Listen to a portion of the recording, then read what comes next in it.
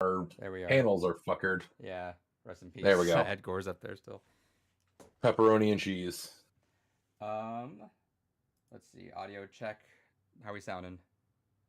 Mic check one, My two. mic sounds nice. My mic sounds Yeah, nice. you're sounding quite crispy. I'm sounding pretty crispy. All right. Let's see. Turn off that so it sounds so bright. Let's see. Almost done here.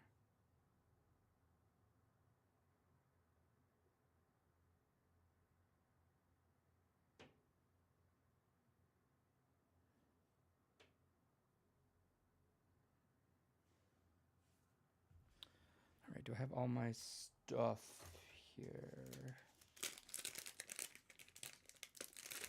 I should clear up some of that. Did I get anything else?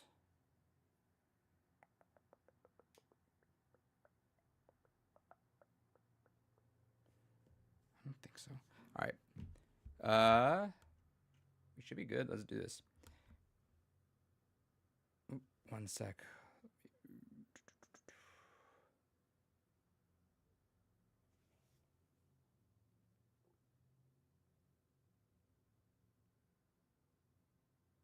Okay.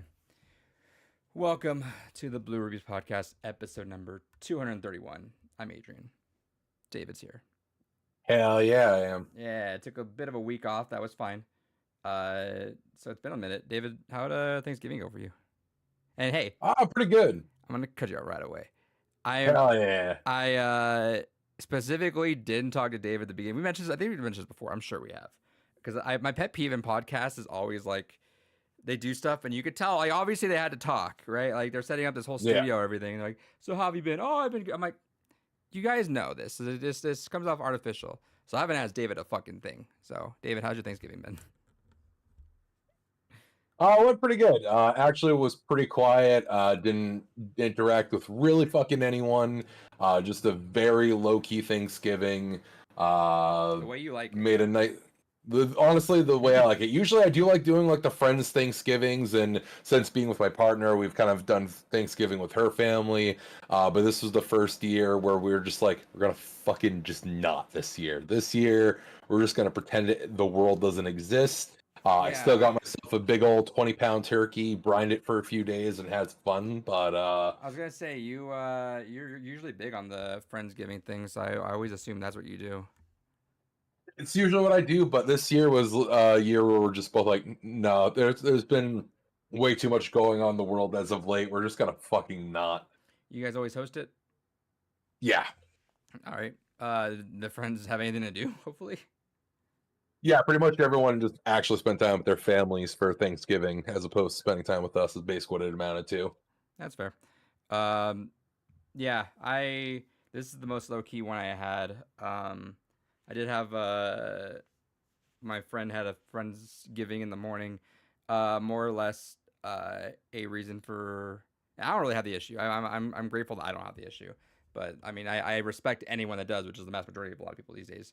Where everyone just gets they drink a lot, watch Macy Day's parade, and they pregame. They have to deal with family later, which I respect. Because David's lost. Dang, David, come on. I'm gonna hold out here for a second. Let's see if he comes back, and then I'll restart. David dropping the ball again. Come on.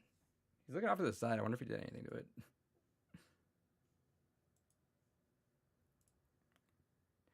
Check, check, check. Check, check, check.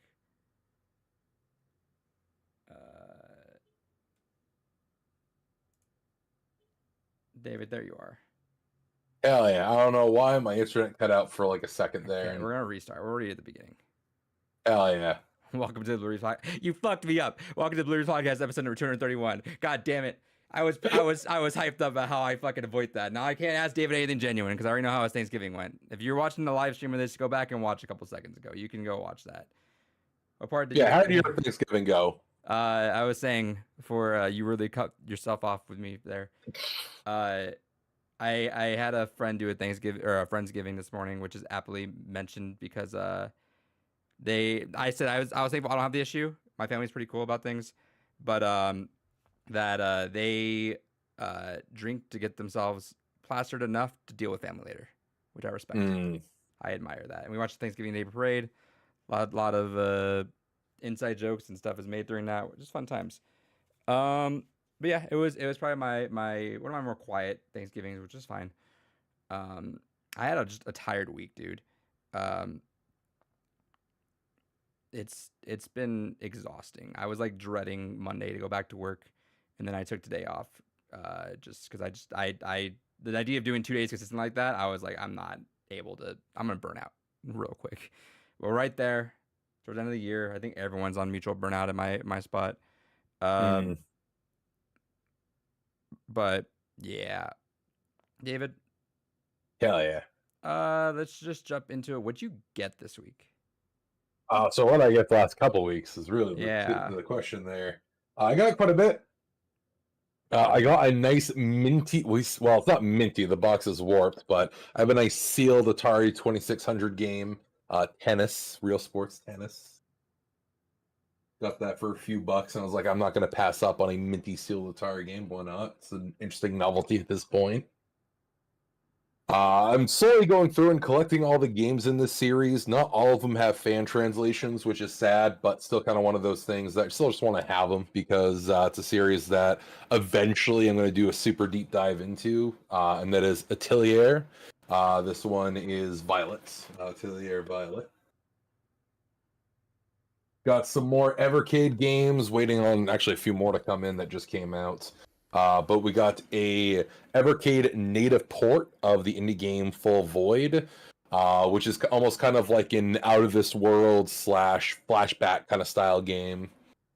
Again, I mentioned this like many moons ago when it came to Evercade releases. So here's one of the other ones I got, their Indie Computer Heroes collection, which this one's actually kind of neat because this one has I'm actually echoing in you again. Oh, probably just too close. Actually, fuck it. All right, we figured it out. My headphones my headphones just contain David's fucking voice way too well. Apparently.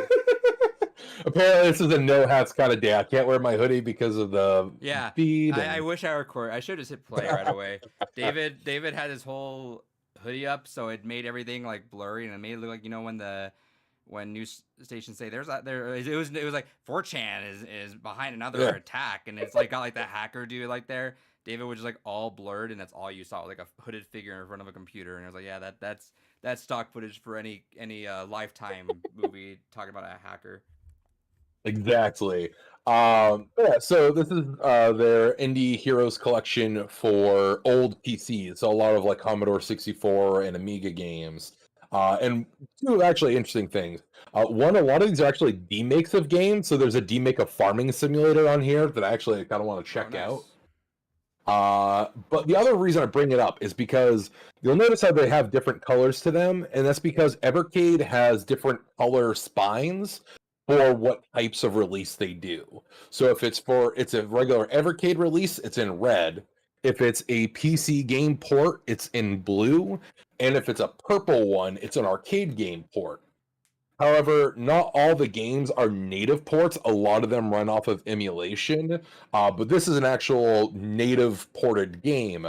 I wish they had introduced a fourth color to the cases, just so that way we had a better distinction for something that is a native running on Evercade release, as opposed to just like, yeah, it's an Evercade game, but it also happens to, if you look specifically there, be a native port for it. Do you organize your games alphabetically? Yes, except when it comes to Evercade. That's what I was gonna say. Yeah, because they're all numbered, so it's like makes no sense. Yeah, if you look at the spines, they're numbered. That's even worse. Well, I guess not worse. It's like it would have been probably cool to see them all like nicely color organized, but that's fine. That's how I have it. Is I have number value because they reset the numbers by the type. Which is okay. Yeah. So you'll have like a whole row of red. Okay, that's better. Gotcha. No. Luckily, they were smart enough to start the numbering over with each color release, which is probably why they didn't want to do that, because there's only going to be like a very small handful of games that are native ports. Right. But it just sucks because it's like when you want to just be like, oh yeah, this is a native port. be able to just grab it and have it stand out nicer against it. Even if they just went with like a darker or lighter shade of red, something. Nice. So got that. We got just fucking RPGs for days over here. I did pre-order and get my copy of Super Mario RPG in. Nice. Excited to go through that again at some point. Haven't played it since I was a wee lad. Speaking of RPGs, of course, I mentioned several times that I only really want to get newer games that I'm intending to try to play right away, or if I just want to support the devs. Well, I'm a bit of a cuck for this franchise, so of course, Persona 5 Tactica. Surprised you went for that and just didn't do the Game Pass thing until later. But again, yeah, never mind. Yeah. And then another RPG series I quite enjoy, but again, unfortunately, not a lot that are playable in English, native or otherwise. And that is Super Robot Wars Impact. This one's kind of nice because it has a lot of the Mobile Fighter G Gundam characters, and I do enjoy that franchise the most when it comes to Gundam proper.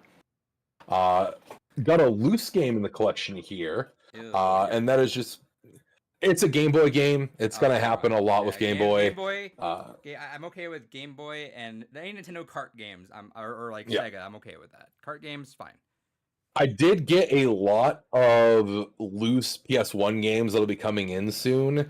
The only reason I did it is because I managed to snag it for $15, and one of the games, even loose alone, goes for 40 by itself. Yeah, if you got a deal, then they're fine. But still, I hate the idea of having to complete shit now. It's antagonizing to me. Agreed. I hate trying to fill all this in, and especially now trying to find a lot of like empty cases, which weirdly just replacement cases have gone up in fucking prices for a lot of shit. Little assholes throwing away their shit. It's true. What fucking asshole does that? Honestly, so stupid. I'd punch Kid Me so hard. I don't know why you would do that. I'd punch Kid Me so. Yeah, it was moving around a lot. It was so much easier just to keep a single binder. And just have everything in the binder versus trying to keep track of all the games and have places for them. How's that going for you now? I've rebought like half my collection because of pretty expensive mistakes there. Yeah, like especially now where it's like, oh man, I would have had Def Jam Fight for New York complete in box. I would have had so many of my super rare games that I've had to rebuy on PS2 and PS1. Would have had all those complete in box. So, yeah, so many games that it's just like, but alas, it's not complete in box, but it is still one of my favorite Game Boy games. Final Fantasy Legend 3. Technically, it's part of the Saga series, but because Saga wasn't a known name, they made it Final Fantasy. But genuinely, if there was ever like a gateway Saga game, I would recommend this one. It's a really compelling story and does a lot of really neat and interesting things. I like the combat in it. It's a short little romp. I think it's only like 10, maybe 15-ish hours. I don't know. It's been a hot second since I played it all the way through. The only thing that I do wish that I had done is not get the Sunsoft print. Final Fantasy Legends 3 has 2 different print runs for the game. One that was done by Square themselves, and then one that was done by Sunsoft. Sunsoft print goes for a lot less.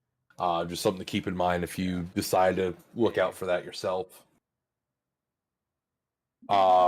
More Japanese exclusive games here. I don't even remember what the fuck this one's called. I got it for $1. I don't know, some kind of strategy RPG. I know that much. And I know that it's an otome game, so you're romancing a bunch of dudes. But that's about all I know about it. That it is. Oh, and I know that it's made by the developers of Angelique, which was like the premier originator of otome games. Nice. So I got that. That was a nice, fun little dollar redo I spent. Backing in chat with an uwu. This. I can't remember the name of it either. The name is escaping me. But this is kind of neat. This is a really interesting novelty. There's a YouTube video on it. I might send you a bit later. But this is part of a series that was basically like the origin for visual novels on consoles.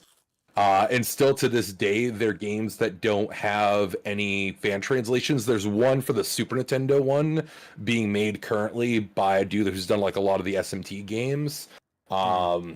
But this one is really neat because there is a developer conspiracy involved with this game where there's like a curse involving some of the developers that were involved in this project. It's got a really Like the Madden fascinating, curse? kind of. It's got a really fascinating history behind this game. I might shoot you the video about it a little bit later. Is the quality of it any good, or is it? The quality of the video is pretty good. No, the game. Oh, the game? The game is fascinating. That's not the word good. It's a visual novel, so first you have to kind of set your expectations there. Sure. But in order to unlock all the insanely weird content that's in this game, it requires 136 playthroughs. I'm good. How long is each Again, there's playthrough? no. Huh? How long is each playthrough? Varies on reading speed and to what ending you're getting. But it's a very long, arduous process. I think the video said that it was like a almost 200-hour long thing to do everything in it. That just reminds me of, what is it? I think Shadow the Hedgehog, where you could play that game through branching paths, and every possibility of branching path gave you a different title for Yes. the campaign, which Yes. didn't change the actual story. It titled it differently. And I remember a kid me was like, I should do this, and I get every single one of them. I got like maybe 20 in, and I'm like, yeah, I'm good. And then got this so I could have this nice and minty collection version. And that is Ooh, that Earth looks Defense like- that looks Force really good. 2017. Fucking fantastical minty copy there.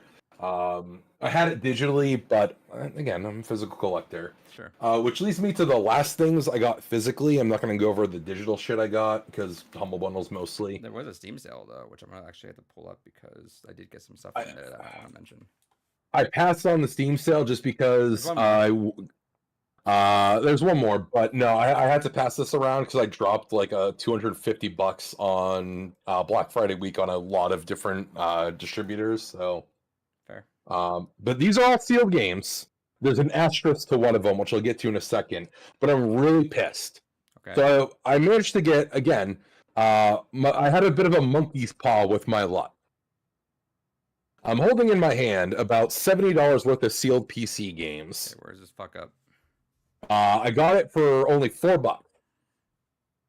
Unfortunately, the seller did not disclose that this came from a home of a smoker. So these games, I bathed them very gently, not too much to make sure that nothing would get in there. But I bathed them in rubbing alcohol for quite a while. And I saw something about also being able to use like mothballs and newspaper wrapped tightly together to help get the scent out. But when I first opened the package to kind of see how my games arrived, fucking reeked. Like the moment I undid the tape from the box, I was just smelling stale cigars. God, dude, I'm sorry. Nicotine stuff it just smells disgusting. Keep in mind, I actually like the smell of tobacco stuff. I actually like that smell, but it was so stale and fragrant, and also I haven't smoked in a very long time, so it was like, oh, that's Yeah, you quit. Hello, dude. you. It's like, shout out, go look at like the beginning of the podcast. David quit. Look at him. yeah. I And- quit. and I I've been. kept telling him to, and he kept saying no. Look who's right. It's been Wow, 3.5-ish years. Yeah, I think it's been like 3.5-ish years, something like that. I miss it every day. Financially, I don't, but No, but I'm sure but- like you're foaming at the mouth sometimes. I'm sure with that. oh, there are definitely days. But yeah, so I got Really quick. so yeah, go ahead. How bad did you want a cigarette when? Because it was cigarette or cigars. It very much distinctly more No, so no, smelled you. of cigars. Oh, me cigarettes. So how bad? you want- Marlboro Black 100s and Camel Crushes when were you my got go-tos. when you got laid off? How bad was? Yeah. Oh man. Yeah, my partner had to talk me off a ledge on that one. Yeah, I believe it. almost immediately drove over. I believe that 100%. Honestly. Hey David, you're out of the company. There goes your 6 figures. Marvel's never fucked me over like that. Yeah. But yeah. So and honestly, after getting like the whiff of that, there was an initial, oh, that's stale. But then there was like, I kind of missed it. But yeah, so I got sealed Rainbow Six Rogue Spear. This is interesting because this game comes in two different names, which a lot of them default to the British name for the game, but the American release is Necronomicon Gateway to Beyond. Got a nice. How'd you find these? Go Was ahead. that the game that you found the copies in? No, this was just an eBay thing. Every week or so, I'll honestly just go to eBay, I'll search game, and I'll sort by lowest price, and then Lowest. just I go for newest. yeah. No, I sort by lowest. It sucks because you'll get like 7, 8 pages of people trying to sell Diablo shit. But honestly, the amount of things that you will find that people are like, ah, fuck it, no reserve, here you go, just see where it goes. Fucking peak. I do nude. And that's I get upset every time I look at price charting and see a big game sold for like $200. That shit bugs me. you know, I'll basically scroll until I start hitting $3, and then I'll stop scrolling. God damn, you're a cheapskate. It's kind of one of those things where it's like I admire it. No, that's not an insult. I admire that. Yeah, no, again, I've gotten lucky on a lot of these things Sure. Because of doing that. But Yeah. the flip side to it is then I am basically treating it like, well, it's either I buy myself like an energy drink or I get one of these things. So it's like, I'm not worried about, spending a couple bucks here, a couple bucks there. Really, I should just stop, do kind of look at what you're doing, which is like, I'm just going to get the ticket items one by one and kind of fill out there. But sometimes it is kind of nice just to fill out with the cheap shit. I was going through my GameCube stuff and seeing how I was doing in my collection. There are now only 6. What is it? Ooh, hold on. I gotta look at this text. I'm gonna skim through and see if I can find it. I was trying to get a value count as to see where I'm at with all of my games, but let's see. It might be a hot minute. All right, while you're doing that, I'll just show off the last couple things here. Sealed copy of Jack the Ripper, based on true events. And then this is the last of the sealed, and again, this is the one I put the asterisk on because technically the game is sealed, but it's not the complete game. This was definitely from a big box release, and the big box and the manual from the big box are missing, but the game that goes in the big box is sealed. And that is American McGee's Alice. Nice. Which this was the main reason I wanted this slot, because that game is starting to become harder and harder to get your hands on. And especially now it's getting a lot of attention where the third game's never going to happen. So it's kind of one of those things where it's like, I'll grab it as soon as I can just to make sure I have it physically and go from there. It just sucks that it's in this condition, because now I'm going to have to track down the actual manual and big box for it at some point. But it was kind of one of those things where it's like, fuck it, I can't pass up getting that. And like I said, I got the whole lot for $4. It just sucks that everything just reeked of fucking stale cigars. I got it relatively out, but I'll probably never get it fully out. Fair.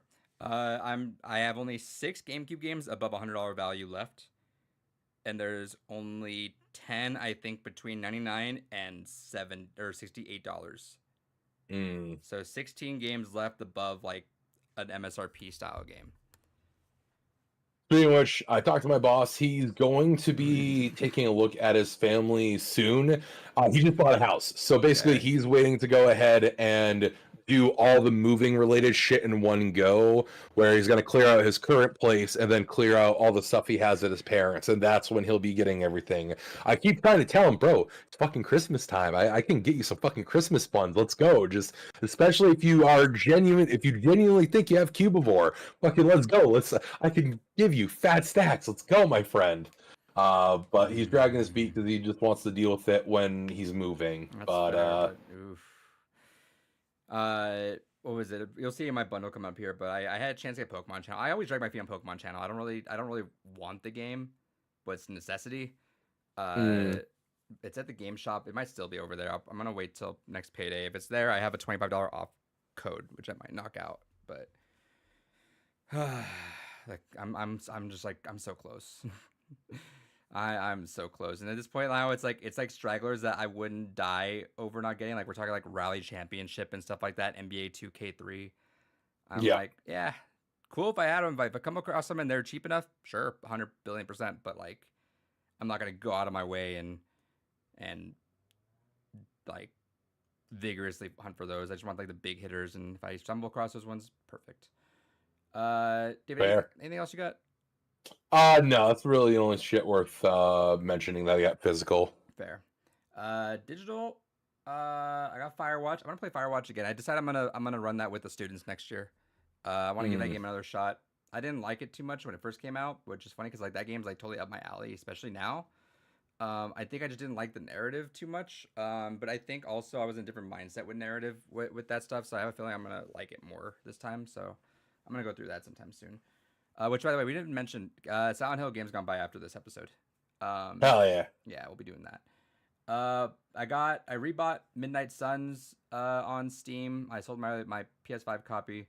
Luckily, Didn't care about it being physical. No, that's a game I wanted to play digitally. Like it's a digital ass game, I think, to me. And I do not like playing with the DualSense, dude. The trigger just wears my finger down. Like it makes my fingers so sore to keep pulling the trigger because it's always got the haptic on it, so it's a little bit tougher to pull down. Oh, yep. So I'm always having to like pull it, and then occasionally I'll just swap over the middle finger and do that until like it's I hate that. So it's like I did not get the Portal because one, I'm literally fucking 15 feet from my room. Like if I do like playing in bed a lot, but like It's such a dumb fucking concept. yeah, kudos to the people that enjoy it, but you just wasted your money. Well, no. So if it's talking like someone like with a 2-story house and like your place is just on the in the living room and like you like hanging out with like the partner upstairs or in bed or something, cool. That's a solid. regular tablet will do the same thing. Yeah, and then right. You can get a backbone and do that stuff. But I mean, like people, if you like the DualSense though, that's as close as you're gonna get, right? And it's a nice screen. I think it's an OLED screen, right? So it's like cool, whatever. Yeah. If you're anything like more convenienced like me, it's like I'm just gonna suck it up and deal with it, and I'll just walk to the living room and go play it. And if they jailbreak that thing, then cool, even better. Kel's in chat. Yo, let's go. What up, Kels? Hell yeah. But yeah, so what was I getting? Oh yeah, so Midnight Suns I wanted to not play on there, and I bought when War 64 a few weeks posted back like cheap gift cards, like $17 gift for $25 PlayStation gift card. I picked up one. I never really buy stuff on PlayStation too much. So I was like, all right, let's just grab it. And I initially bought the Midnight Suns season pass. Then I saw that Humble just discount the entire Legendary Edition, which had the season pass for $23. So I'm like, okay, let me go grab that instead. And I refunded it on the very last day that I was able to on PlayStation, which they were really strict about that. It's the 2 weeks and you can't even download the game. Holy shit. Yeah, Microsoft is like, you can download and play it, but like as long as it's within 2 weeks, that's fine. But Sony's like, you can't even download a goddamn bite of it, which luckily I didn't because it was a DLC. Calls it sweater. Yep, I'm rocking my PlayStation Ugly sweater. I'm gonna go to GameStop, see if they have more of those sweaters. They were cheaper than Black Friday. I fucking caught their asses. They were $23 before Black Friday, and then Black Friday they pumped it up to $33. Fuck off. Yeah. So I returned that. I ended up grabbing. I didn't want to, but I'm hoping Sony just reprints some. I bought FF7 Intergrade on digital for $15, PS5. I'm like, that's a good ass deal. That's fine. And if they reprint, perfect for me. Honestly, you're probably better off doing that anyways, because I've noticed with this newer gen of consoles, because Intergrade is not all on disc. It's just the PS5 copy of the game, and Intergrade's still code. Like I remember Greedfall, the DLC codes that come if you get the Game of the Year edition all expire, and I think all of the like Miles Morales and the release remaster of Spider-Man have all expired now too. So I don't know what it is with this gen, but a lot of devs are just like, no, you got like a year to redeem these codes. Well, granted, that's how a lot of things are, even movies. But fucking, I opened up a goddamn PS3 game not too long ago, and the DLC code's like, yeah, I'm good till like 2032. Go for it. Yeah, well, so movies are weird. Sometimes the expiration code's just dead, and sometimes it's strict. I actually have never had an issue with the expiration. I think I had an expiration code issue once, And then I bought a Clockwork Orange on 4K, and Hmm. it said it expired last year, and I was like, okay, maybe I'll try it. And no, it definitely expired. So I held on to the code, and maybe I can talk him into giving me another code. Um, because I'm a heathen like that, where even though like it's obviously better quality if you play physical and watch it on there, I'll still just watch streaming just because it is what it is. Which shout out to Yeah. Neo. Oh, go ahead. What were you gonna say? No, I was just kind of agreeing with you. It's kind of one of those things that, and actually, it leads probably into the Neo thing. It's definitely best if you have a dedicated 4K player, which I think is the tweet you're going to bring up there from our buddy Neo. Yeah, But honestly, it's kind of one of those things that since I've done a lot of the home server stuff, I don't notice that much of a drop in quality. But I also don't currently have a lot of the 4K stuff on my home theater setup just because of the fact that 4Ks take up a lot of space. yeah. Depending on the size, you can still get like a solid 45-inch one if you want. But if Uh, it, buddy, I have 7 terabytes full.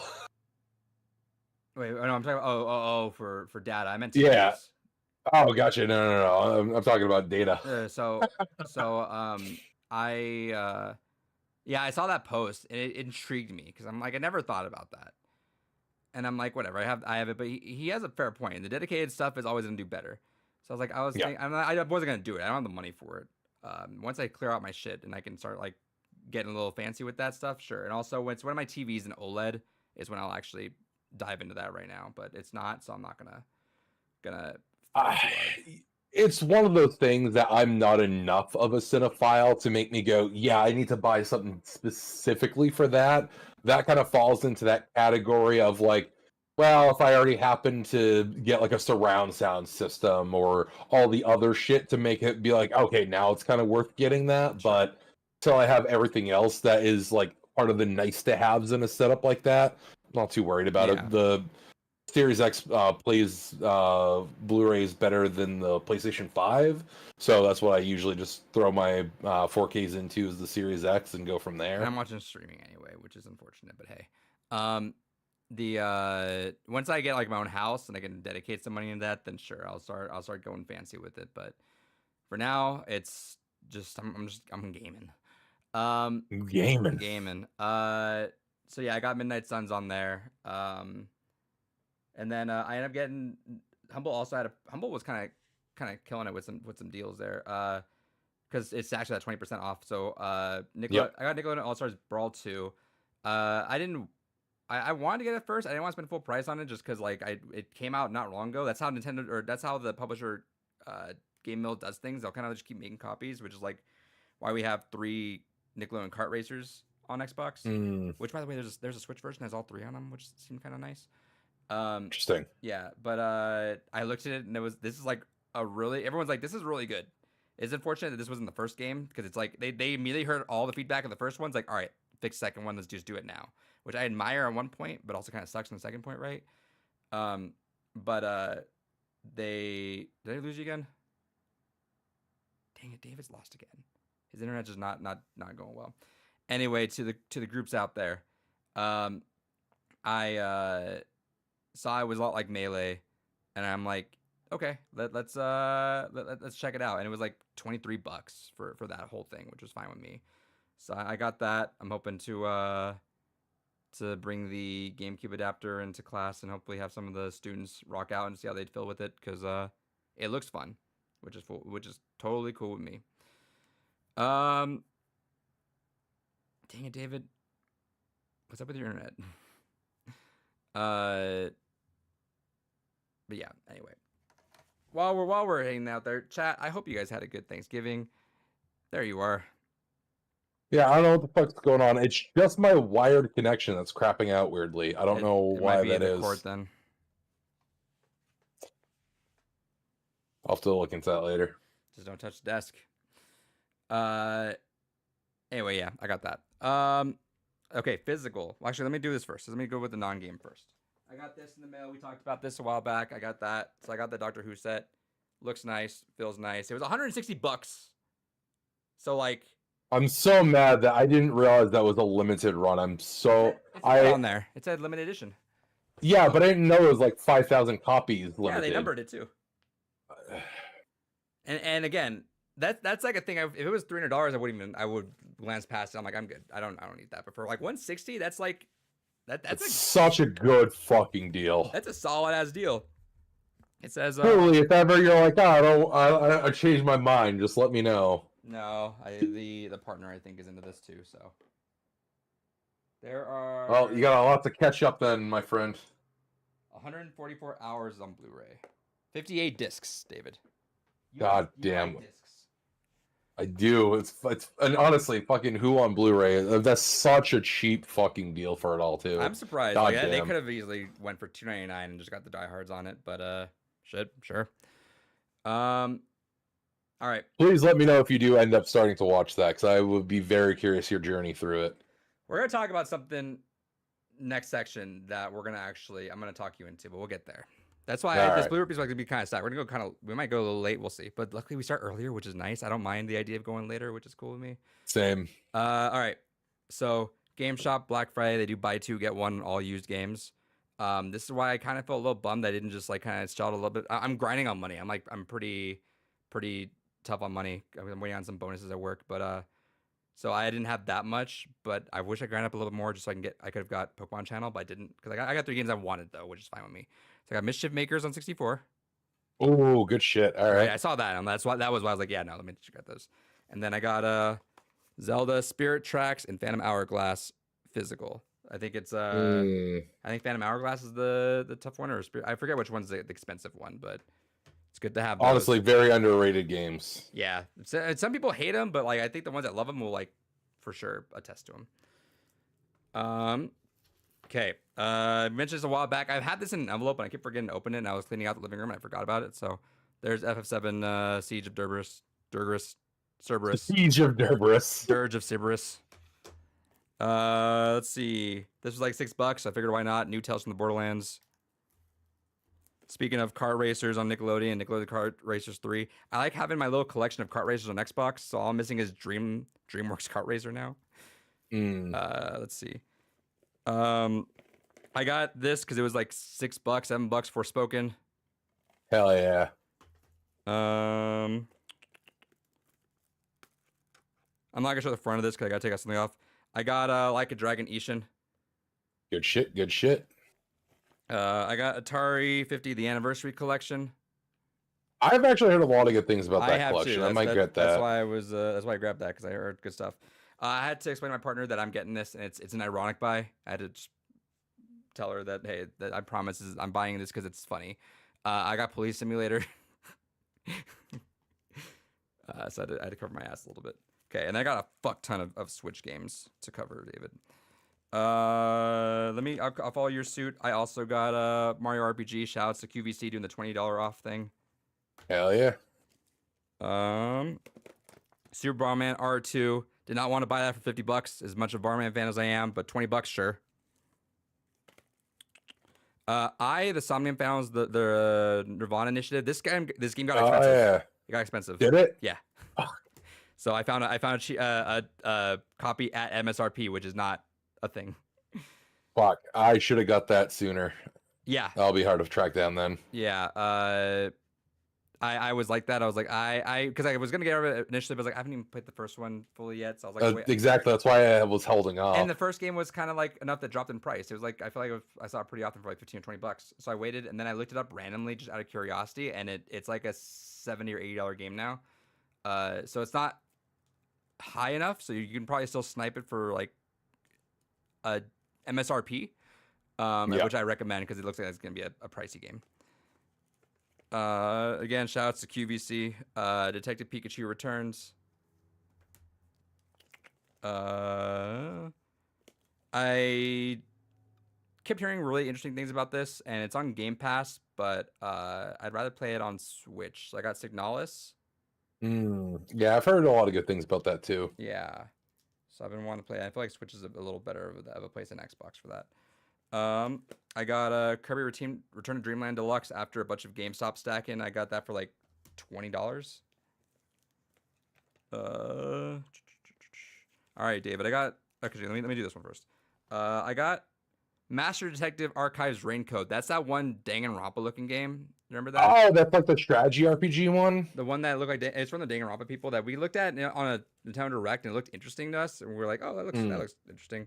And saw it on sale, and because I just bought AI the Somnium Files, I was like, yeah, let me go grab that real quick, just in case. $40 for that. I feel like it's gonna be one of those tougher to find games. Dave, I got 2 bangers for you. 2 bangers you're gonna appreciate. First one. All right. I got Front Mission. Good shit. Good shit. $20. Like, why the fuck not? Ooh, yeah, fantastic price for that, honestly. Yep. And then I forgot this came out, and I wanted to grab this in case it repeats like it is on Wii. So I got Dokapon Kingdom Connect. Good shit. Which we still have to play that to the point. This is online. Yeah. So we should absolutely do a series where we're play playing that. this. Yeah, that'd be fun. I 100% am down. Which we say that right when no you got Nintendo online. You got Nintendo online. Yeah. Okay, cool. Yeah, let's do that. That'd be a fun stream. I'd be down. Can we get other people? Do other people have that game? More than us buy that game? Kel, did you get it? What? At Becky, if you're there. Yeah, anyone, hello, Void. Yeah, if anyone wants to do that and hop on stream, I would love to do that. Like maybe every other like Thursday or Friday, or it'd be fun to just like hop in for like an hour or two. Yeah, that's it. Okay, David, let's get to our section because I'm excited because I actually got some shit done this break. What'd you play? I've only really played 2 things. One, I played through Silent Hill, of course, which we'll be talking about later. And I started up Nier Replicant. Yeah, I'm gonna boot that up. I was gonna boot it up today, but I was like, yeah, let me get the games gone by out of my system, and that way I could feel like, all right, let's reboot and let's refresh, so I can hit Replicant soon. I'm probably gonna go install that right after the podcast though. Good shit. The only thing good. No, you're good. Go do your thing. I was gonna say the only thing I'll add about Replicant right now, because I don't want to say too much until you start going into it, is interestingly it seems to be hitting and vibing with Leah a lot more than Automata was, because there's no innocent robots to kill right away. So she's enjoying the atmosphere of it a lot more. I'm excited, dude, because I'm bummed I never just was able to power through Nier, but it's like fuck it, let's just go for broke, and if I love it enough, then I'll go through Nier. Let's just say it that way, right? Yeah. Kel said I only got Persona 5 on Switch for Cyber Monday. It's fair. Anything else you play? No, that's all I've had time for. Vamp for like 15 seconds. All right. No, I do want to start up. The problem is that this end of the year has been nothing but fucking RPG after RPG. I probably will do Tactica, honestly, when I'm done Nier, just because I'm fucking itching to play Tactica. So once we get through Nier, I'll be hopping right into that next. And then depending how quickly I go through that, I'll probably go through Super Mario RPG. Fair enough. All right. I got through a couple of games. So Silent Hill, we're gonna talk about. We'll leave that for now. Okay, I'm gonna leave the next one for last. I've started, completed, and traded in Spider-Man 2. Oh, interesting. You traded it in. Yeah, because I told my students that they were like, "Oh, it's crazy." I'm like, I got the game for $40. If I traded in right now, I got pretty much my entire price back. The trophies weren't glitched, but they were tougher to get, so it's like whatever. When DLC comes out, I'll borrow it from someone. I'm sure someone's gonna have it. But you know what? It wasn't bad. I liked it. It was better paced than the first game. I still don't like MJ's parts. Can we please stop doing MJ's stuff? I do not want to play as MJ. I don't know why we keep getting forced to play as MJ. So it's like, yeah, whatever. But it was a good balance between the two. The only issue I have is it's just did it get nominated for best narrative? I think so. Let me go check really quick. I think so too. Which is should not be a thing. Let me go check real quick. View all categories.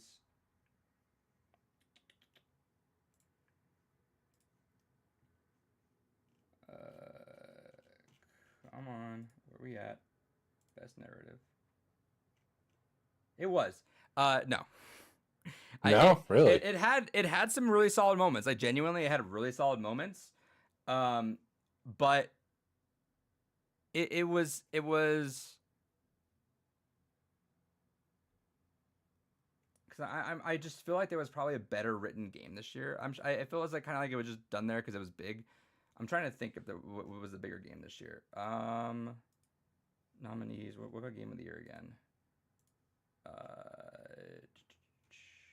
I don't know. I mean, if there was nothing that anyone could think of on top of their head, sure. I think it was fine. I think it just got kind of like swallowed up in how much just things they want to shove in there because you are balancing two different Spider-Man and they got their own stories. They're gonna go like interweave. They're gonna start together. You got to pull them apart, and you got to put them back together. Pull them apart a little more. Put them back together, right?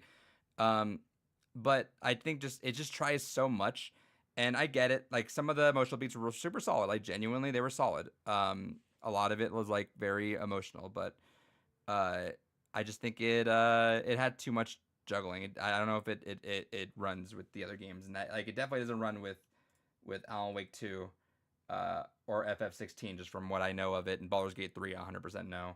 And I know Phantom Liberty was really well done from what I've heard, so I don't think it runs with those ones. So I'm trying to think on top of my head. I'm like, was there really no other game that anyone thought was like solid in story? I'm trying to think on my own too if there was something that like Sea of Stars. There you go, Sea of Stars. Yeah. Boom. I think anything else could have done better. It had its moments. It just doesn't run the caliber of those games. More fun. People could say that all for sure. Narrative, no. But I had a lot of fun with it. Better paced, I think, in terms of like didn't feel so bloated because like I think that the third act of Spider-Man 1 was too bloated. This one felt better. Balancing between the Spider-Man was nice.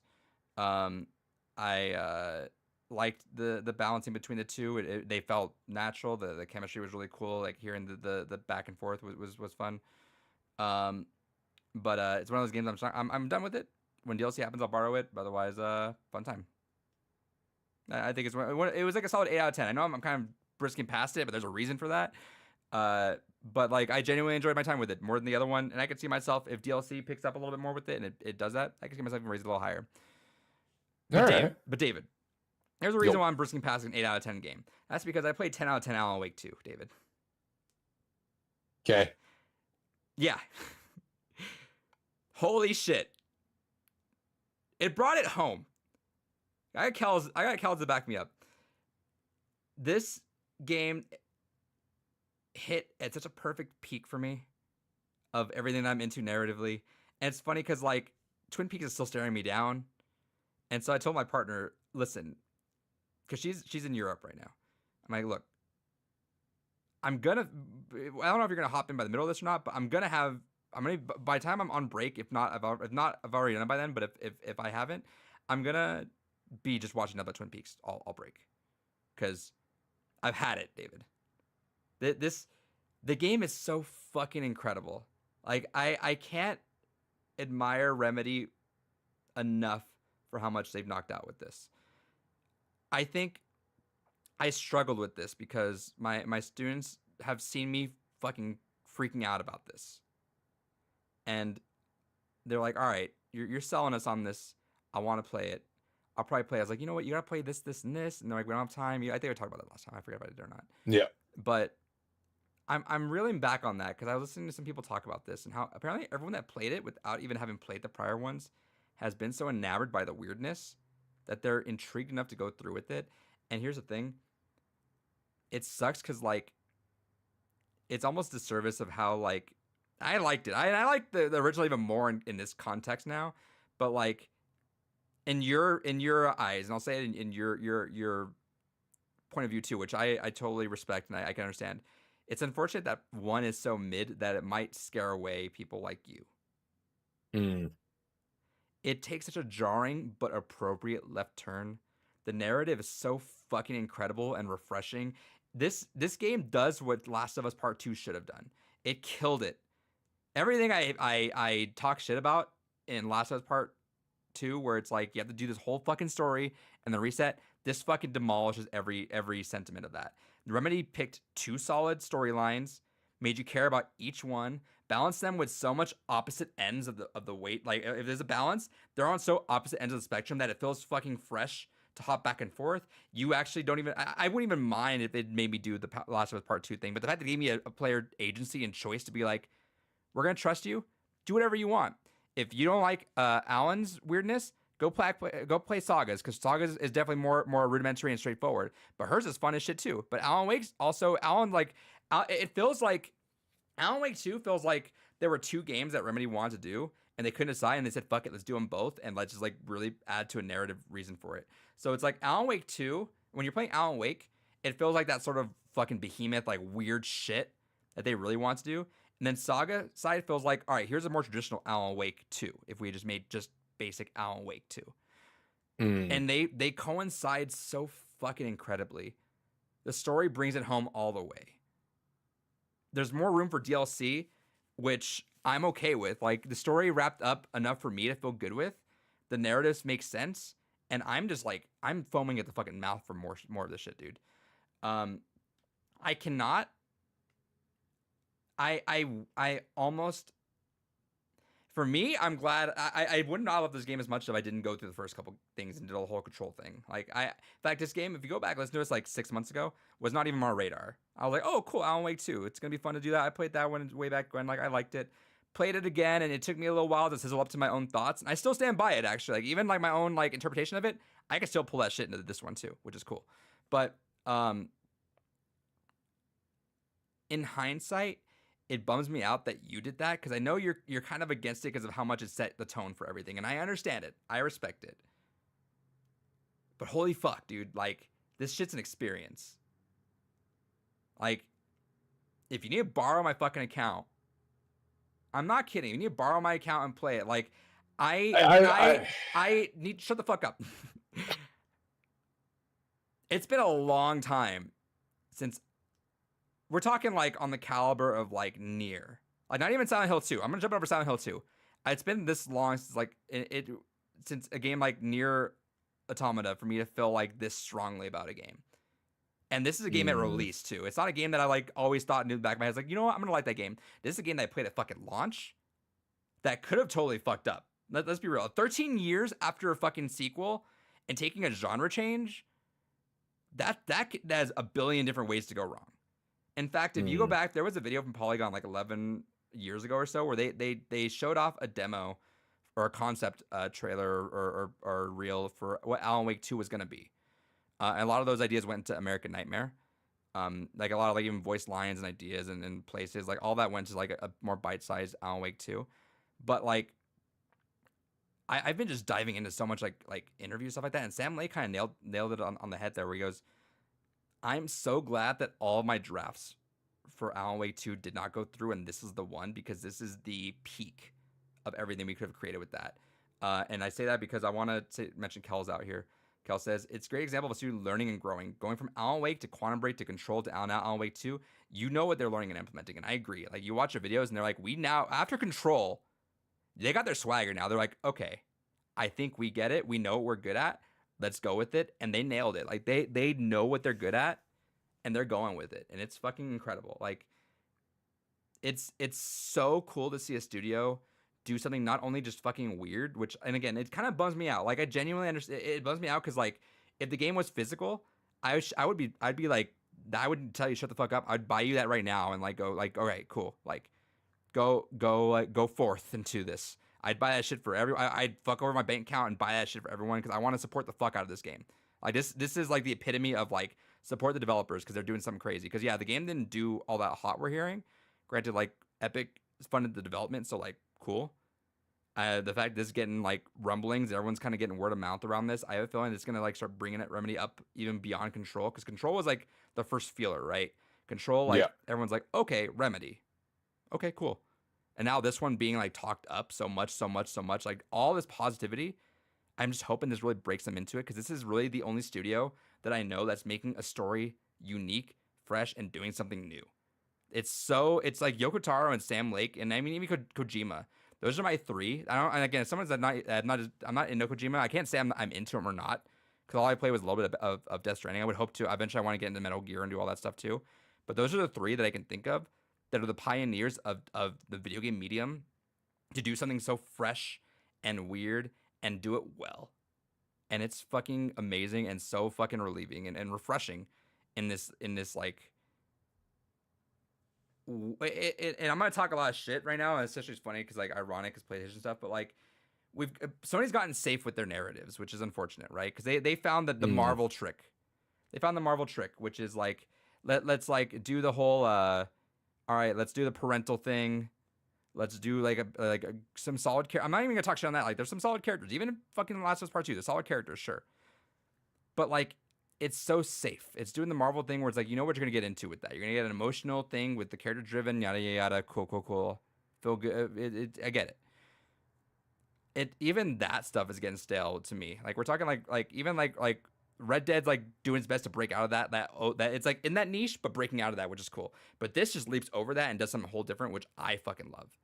It's so wild, and I just can't praise it enough. There's been no if you want to like avoid Smash, because like Smash is what it is and it's always been one of my favorite games, right? If you want to avoid those games and go back to like, all right, where were the games that you just knew a game was gonna be one of your favorites of all time? I struggle because Nier Automata was like, all right, top 15. Silent Hill 2, top 15. Kentucky Road Zero, top 15. And eventually they bubble up into a point where I feel like, you know what? I did like that. There was no questioning that. As soon as I was done, I was like, this shit's top 10. There's no like going back on it. There's like no, yeah, but you know what? Let me look at my list. No, fuck the list. Like, this is a top 10 game. There is so much I admire about Remedy just going balls to the wall with this shit. There's so much I love about how well done it's made. The fucking music, the art, the direction, everything is so it's just amazing to watch. And we talked about this, David. People are saying it's the best psychological horror since Silent Hill. Yes. Straight up. It's a game that's so pretentious in a way that it knows what they know what they're gonna do. So like, there's a point in there. We mentioned it last time. I'm not gonna say it. If you've not experienced it, I'm not gonna. If you know, you know. Kels knows what I'm referring to right now. There is no studio on the planet right the fuck now that would do what Remedy did with this one particular point in the game. Retain everything it's doing, not even like bat an eye and not kill the whole vibe and not make you go like, okay, that was fucking weird. Now I don't know what this is now. No, they did it and they went right back to it. Right after the moment was done, they wiped their hands, dust off their shoulders, like, all right, let's get back to it. And they did it so well, and it was like jaw dropping with how they just didn't miss a beat and did something fucking weird and still went with it. Like, I'm struggling because I want to talk about this game in depth. I want to be like, let's just talk about every fucking millisecond of this goddamn game. Everything was so amazing. Kels, I'm so grateful. Kels was like with me the entire way. Kels was like hyping me up and being like, this is great, this is great, this is cool. I appreciate that. Like, it was cool just experiencing this game because this is a moment in gaming for me to be super excited about and just love that. Like, hey, this game, and again, Am I maybe going crazy with it right now? Right, and I attest that to the fact that we just replayed all the stuff right there, so it's been fresh on my mind. We've been talking about this. I've been in a Twin Peaks ass mood. Like, there's been no more peak, pristine moment for me to like be into this narrative as it is now, and the fact that just like Remedy came in, swooped in, nailed every bit of the fucking aesthetic to a fucking T. Did it with some swagger.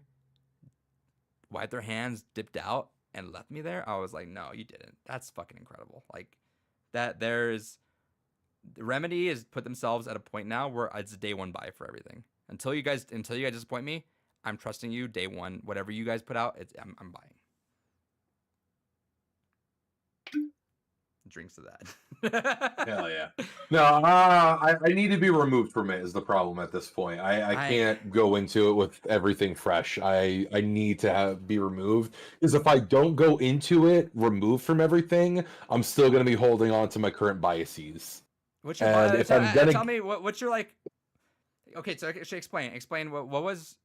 Is there spoilers in that dude's review? The one that you trust wholeheartedly? Yes. Okay, so. Well, it's not that I trust him wholeheartedly. It's just that a lot of his complaints with the series were the ones I had as well. Okay, so let's do this. So going through it. Let's do this. Do I have something on here? How can I show this off? Look, I'm gonna put on glasses. For the duration these glasses are on, there will be spoilers for Alan Wake 2. And I'm not even gonna spoil. Well, David doesn't give a shit about spoilers. I'm mostly watching out for the audience. Audience, please, if you have not, if you are listening to this right now, and I'm selling you on this game, please mute until I take these glasses off, and you come back in, because please experience this game as it has been. Yeah, Kel's, you see spoilers about there. Kel's gonna, I'll say this before I put these on. Absolutely agree. Alan Wake 2 sold me on everything that I could from here forth. I love Control. I have my interest peaked. Alan Wake 2 is fully on board. Sam Lake 2024, wholeheartedly. Putting glasses on from here. Spoilers until they're off. Spoilers are off. To audio listeners, if you're out there, shit. Should I put some? How do I tell audio listeners to? We'll try to keep it within 5 minutes. I'll put a 5-minute alarm. Come back in 5 minutes, and I'll talk for 15 seconds about this. I'm taking it seriously because I give a shit about this a lot.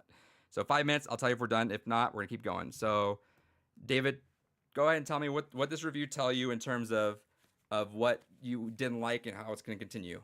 And I'll approve or deny. I'm gonna try to sell you on it either way, but let me hear it. All right. Been a hot second since I watched it, but some of the stuff that was brought up was the fact that the gameplay is a little bit of an improvement, but not drastically that much different. You think it's a lot better? All right, so I'll trust you there. They brought up the fact that a lot of the actual like mystery solving with Saga didn't really actually feel rewarding. It was basically just put thing here, put thing here. Yep, I've solved the mystery. Put thing here, put thing here. Yeah. So it was a checklist of sorts. You're putting stuff there, and she kind of add blurbs to it. I will say that I think that adds to the narrative for later on, though. I was of that note too, where it's like, all right, well, it doesn't feel like it's like a cool mystery board that you're like fulfilling, and it's like a checklist. It's like a checklist. You're like, cool. No, it's like that kind of feel, you know, when you want to play a game that just for to knock things out like that. But like, yeah. I think there's a reason for it narratively later on. That is the reason why it's like that. The other thing is they did mention that honestly, one of the elements I did really like about the games, the blending of the FMV elements were actually really well done in it. And Absolutely. I'm going to presume that they were done fantastically still. They did say, however, that a lot of the elements with Alan tends to drag quite a bit in terms of getting to the point of his story. The only thing that dragged about Alan was the subway scene or the subway gameplay part, which I've heard from multiple people, and yeah, it dragged a little bit for me too. Narratively, I was enthralled the whole way through, and the cool thing is they don't give a shit about length of chapter or length of part. I guess parts are for Alan, chapters for Saga. Alan's parts can be one cutscene done like that. Alan parts can be like a couple hours of gameplay. I don't know. I don't. The game itself felt fulfilling and didn't really drag, and it ultimately accumulated to a point that I really liked. I don't agree with that. I could see gameplay wise, I could tell you the gameplay part that might drag for sure, but otherwise.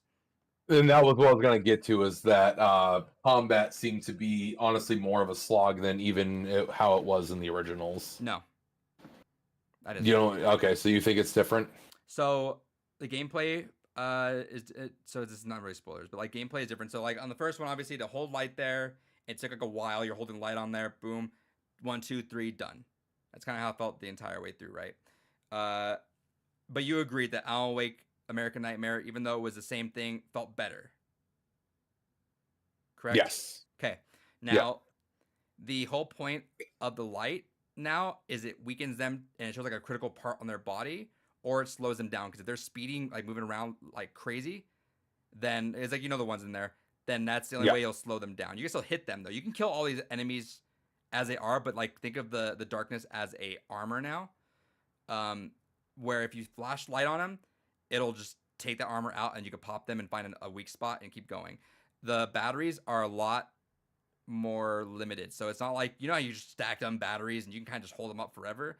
Batteries now have like a limit of like 3 to 4 charges, so like you can hold it. If you miss, you lost 1/4 of your battery no matter what, It's survival horror now. Like you are having to manage your shit now. But in the last game, it didn't really matter. I feel like there was never really a point that I was like, oh, I'm running low on supplies. Now you're like having to like really, really take some time to like know what you're gonna do with them. Kel says I put the gameplay on par with any of the more recent Resident Evil games, shooting wise. I agree. There's Okay. Some of the you have to get used to some of the enemies because some of the enemies they're aggressive. Like the enemies are aggressive, so you have to like get ready to dodge and not just dodge once. You know, Alan Wake, dodge once and you're out no matter what. As long as you're like within that window of dodge, you're good. Yeah. You have two ways: you dodge and you'll just get out of the way of their attack, or you perfect dodge and they'll stumble. But like if you just regular dodge, they'll attack you 2 or 3 times, and you have to keep dodging until you hit that perfect one, or just hope that they stop and then you can attack them. But That's not convincing me. That's better. it's survival horror. It's like they're gonna be aggressively attacking you rather than like walking at you. Like they're like straight up like hacking at you, like almost like Dead Space style, where they're just like hacking at you, trying to get at you. I've died a good chunk of times in this game, and I did not die in the first one really. There was the only one that died were like the moments of like of gameplay that hold on 5 minutes up, we're gonna keep going. 5 minutes up, we're gonna keep going. I'm gonna reset timer alarm on here. 5 more minutes. We'll see how we're going from there. 5 more minutes, keep going. If you just turn in right now, 5 minutes. But yeah, the how'd you feel about Resident Evil like 2 RE2 remake? Did you play that one yet? No. Okay, so that's probably why it's gonna be hard for me to make a comparison with that. It's more challenging, I'll say. It's not it didn't feel boring because it was more of a challenge and more of like a resource thing in terms of like the enemies are hard to take down. Like you're gonna use some bullets if you are not careful enough. There's sometimes you have to get the fuck out of there. But like it also rewards you. So like the crossbow takes an hour to reload. But my God, when we're running at you, when you're reloading and they're running at you, you reload, you pop up real quick and just shoot, and then boom, it feels good. That shit feels good. You can upgrade your weapons. There's some things like the bow and arrow. If you upgrade all the way, it'll have a magnet. It'll magnetize bullets towards them a little more, so you can pop them really quick with an arrow, pull out the gun, and start doing that, so it'll hit them a little bit better. There's times where you will get overwhelmed, for sure. But the gameplay is less just like walk over there, and there was like what, like I feel like Alan Wake 1 was walk that direction, you heard stuff. Oh, like 3 or 4 enemies came out. You like run one direction, highlight them all, and then pop them all with the revolver, move on. It's a lot more varied. I can promise you that. All right. Again, I'm still going to have to be separated from it. I'm not going to be able to go into it in my current state because I'm already expecting to not like it. I already tell you it's game of the year for me. Like It very well could be. I would be hard pressed. Like if I get through like Baldur's Gate and it blows me away, which it very well could be. It'd have to be the most phenomenal game of all time. Let's see. Kel's the game semi-open world 2. I feel like reviews massively underreport on how awesome the map environment is. Yeah. So it's remember this. There's also mechanics beyond just the shooting, shoot, pew, pew. There's a lot more puzzle in this, where it's like you'll have different scenes. So you can have like 4 different areas of a map specifically that have different scenes. You can start playing with them, and each of those scenes will have like a whole different thing. In fact, you don't even have to go back to the old part and play some of the new scenes, but you can. Remedy still did shit with it, which is cool. But like part of the fun in that is like you're just going around reading everything. Like it feels like every little detail in the world is something for you to like scan over and like point out and like really dig through, which is cool.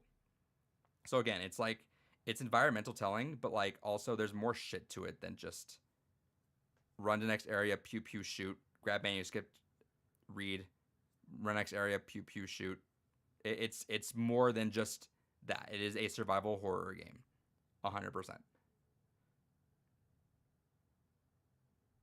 In terms of narrative, yeah, I'm still going to need to be separated from it for a while. In terms of narrative, you're gonna love it. There's like no doubt in my mind that I think if you are a Twin Peaks person, yes. And in fact, the fun thing is, David, and this is why I was hinting at this earlier, is everyone's saying, and this is why I've been so also just kind of excited, which is a reason why I kind of want you also on the board with this, which we can wait a little bit for sure, but like I'm reading up on this and I see Twin Peaks. I'm trying to avoid like I let my eyes scatter over real quick, being like, all right, I saw Twin Peaks. Everyone's like, this is a Twin Peaks sized game because it's set, and they're about to say because it, and I'm just like, all right, cool, skim past it. But everyone's like, the one comment I saw was like, Alan Wake 2 is like Twin Peaks' third season to a T. And I'm like, knowing that you haven't seen that, knowing that I'll get there sometime, that makes me extremely excited. So I'm gonna say is that at some point December we're gonna do a little Twin Peaks watch along because it is happening. There's no way I'm leaving 2023 not having consumed. This is the year of Twin Peaks for me. There's no way I leave that. And if the fact that it's just like so in line with that, it just makes me happy. I hope you shake off that bias. If you don't, I'm still gonna try to force you through it because, like, again, you have also been open to a game shaking your bias. I'm gonna always use Edith Finch forever is gonna be held against you. Yeah. So there is a history of bias being broken for you, in fact. And that's why I said, like, I'm gonna need to basically go into it with a fresher mind. I'm gonna take out glasses because we'll avoid spoilers. And look, I didn't even spoil anything big. So if you're coming back from that, spoiler section's done. That wasn't even really spoilers, which is cool. I'm gonna get the spoilers during Game of the Year option. Like that's gonna happen. But yeah, you have shown to be open to bias stuff or open to break biases. Yeah. If you go on with a bias now, you're probably gonna not like the gameplay. Sure. I disagree wholeheartedly. I think the gameplay is better, and the fact that you can even acknowledge that it was better in Alan Wake American Nightmare, and this is better than 100% better than American Nightmare, then just by nature it's objectively just better, or objectively better. But yeah, I hope you do this because as someone that has been enamored with David Lynch stuff too, obviously, this is just like an ode, and you're doing yourself a massive disservice for yourself by avoiding this, I think. Genuinely. Yeah, but see, that's the problem is now, again, it's the overhyping situation where now I have a certain expectation. You know I'm going to sell you on it. I know you're going to sell me on it, but you have two opposite ends of the spectrum now, and you can go with the. That's what I'm saying. So like me overhyping it, I know you have that issue with it, but me overhyping it, that doesn't bother me at all because you have two opposite ends now. It bothers me because it means I'm going to be far more critical of it. You can be critical because I have a certain expectation. You can be critical all you want, dude. I said 10 out of 10. I am very open to critical about my games. I'm very open. Fair. Like there's really like no such thing as a perfect game. And were there glitches in the game? Sure. There was some silly moments in there, and there were some parts where I got frustrated, a little stuck maybe on some spots. Cool, that's fine. But like this is a 10 out of 10 game, and I think at the very least, David, here's the thing: I can overhype it infinitely.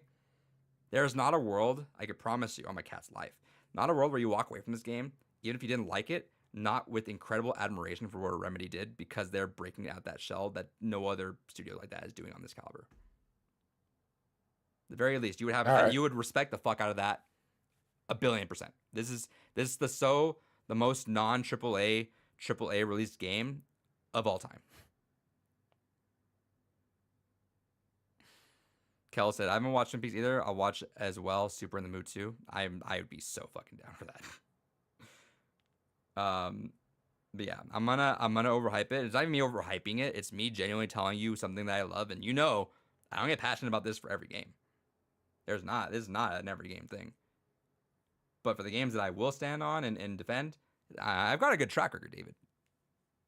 How many games of mine that I inherently adore that you just do not at all? The closest I can think of is to Kentucky Route Zero, which again you didn't even like hate. You just were not into it, but you understood why I liked it. 999 would be the other one that comes to mind. And that wasn't my boat to die on though either. I'm a virtual last reward kind of guy. But fair. That's a fun game. I like it a lot. Would I die on a hill for that? Nah. I die on a hill for like Halo 2. I'll die on a hill for Nier Automata. I'll die on a hill for Silent Hill 2. I'll die on a hill for Kentucky Route Zero. I'm not even sure if I would die on a hill for Inside. I would probably I could intermittently swap Inside and Limbo on any given day, I think. I could probably die on a hill at this point for Smash Ultimate just because how many characters that game was like somehow able to accrue together. Alan Wake 2 is now a game that I'll die on the hill for and protect that game. God damn it. I spoke my spiel. I've been so holding that in for like since that game came out. Go watch my stream on Twitch. I dip out as soon as that game ends. I listen to the credits, I sit through it, and I had to leave. I was like, there's no way I'm processing this game now. I loved it. Bravo. That's like literally my only word was bravo. I gotta go. I gotta go process that shit. And I processed it, and holy fuck, I loved every goddamn second of it. We're gonna talk Twin Peaks, and you know what? It may even be worse because like if we watch Twin Peaks season 3 and you love it, it's gonna be worse off for you because I'm like, well, that's the comparison. I'll have to like confirm or deny whether or not it falls in line with Alan Wake 2, but we'll see.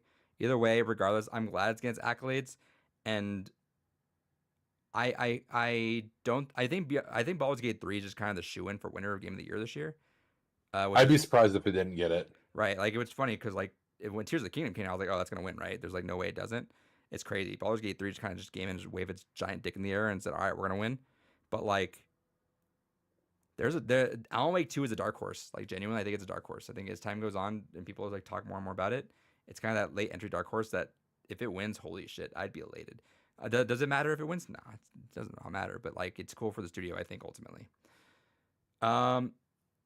Damn, I'm killing my voice just talking about that shit because I love that. David, let's do some news and let's go talk Silent Hill. Hell yeah. What news happened?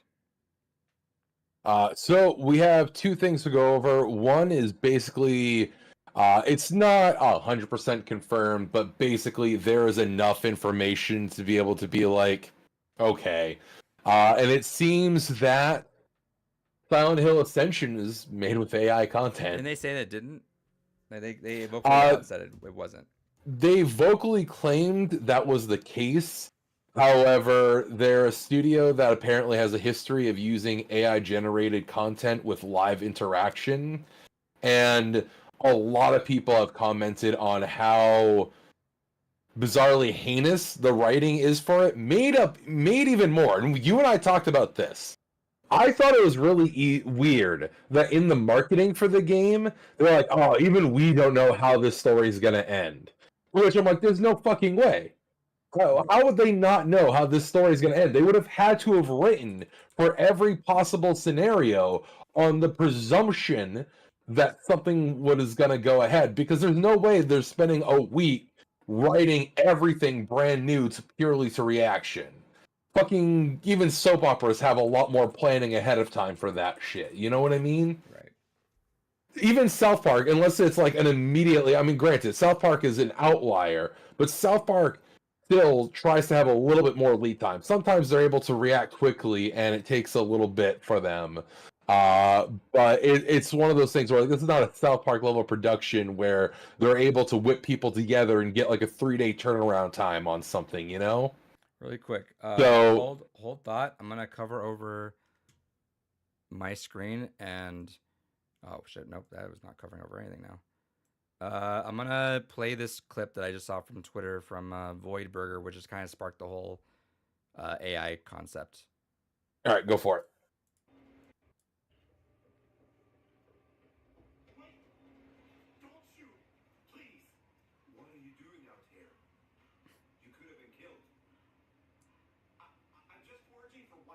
Let me know when that's all set.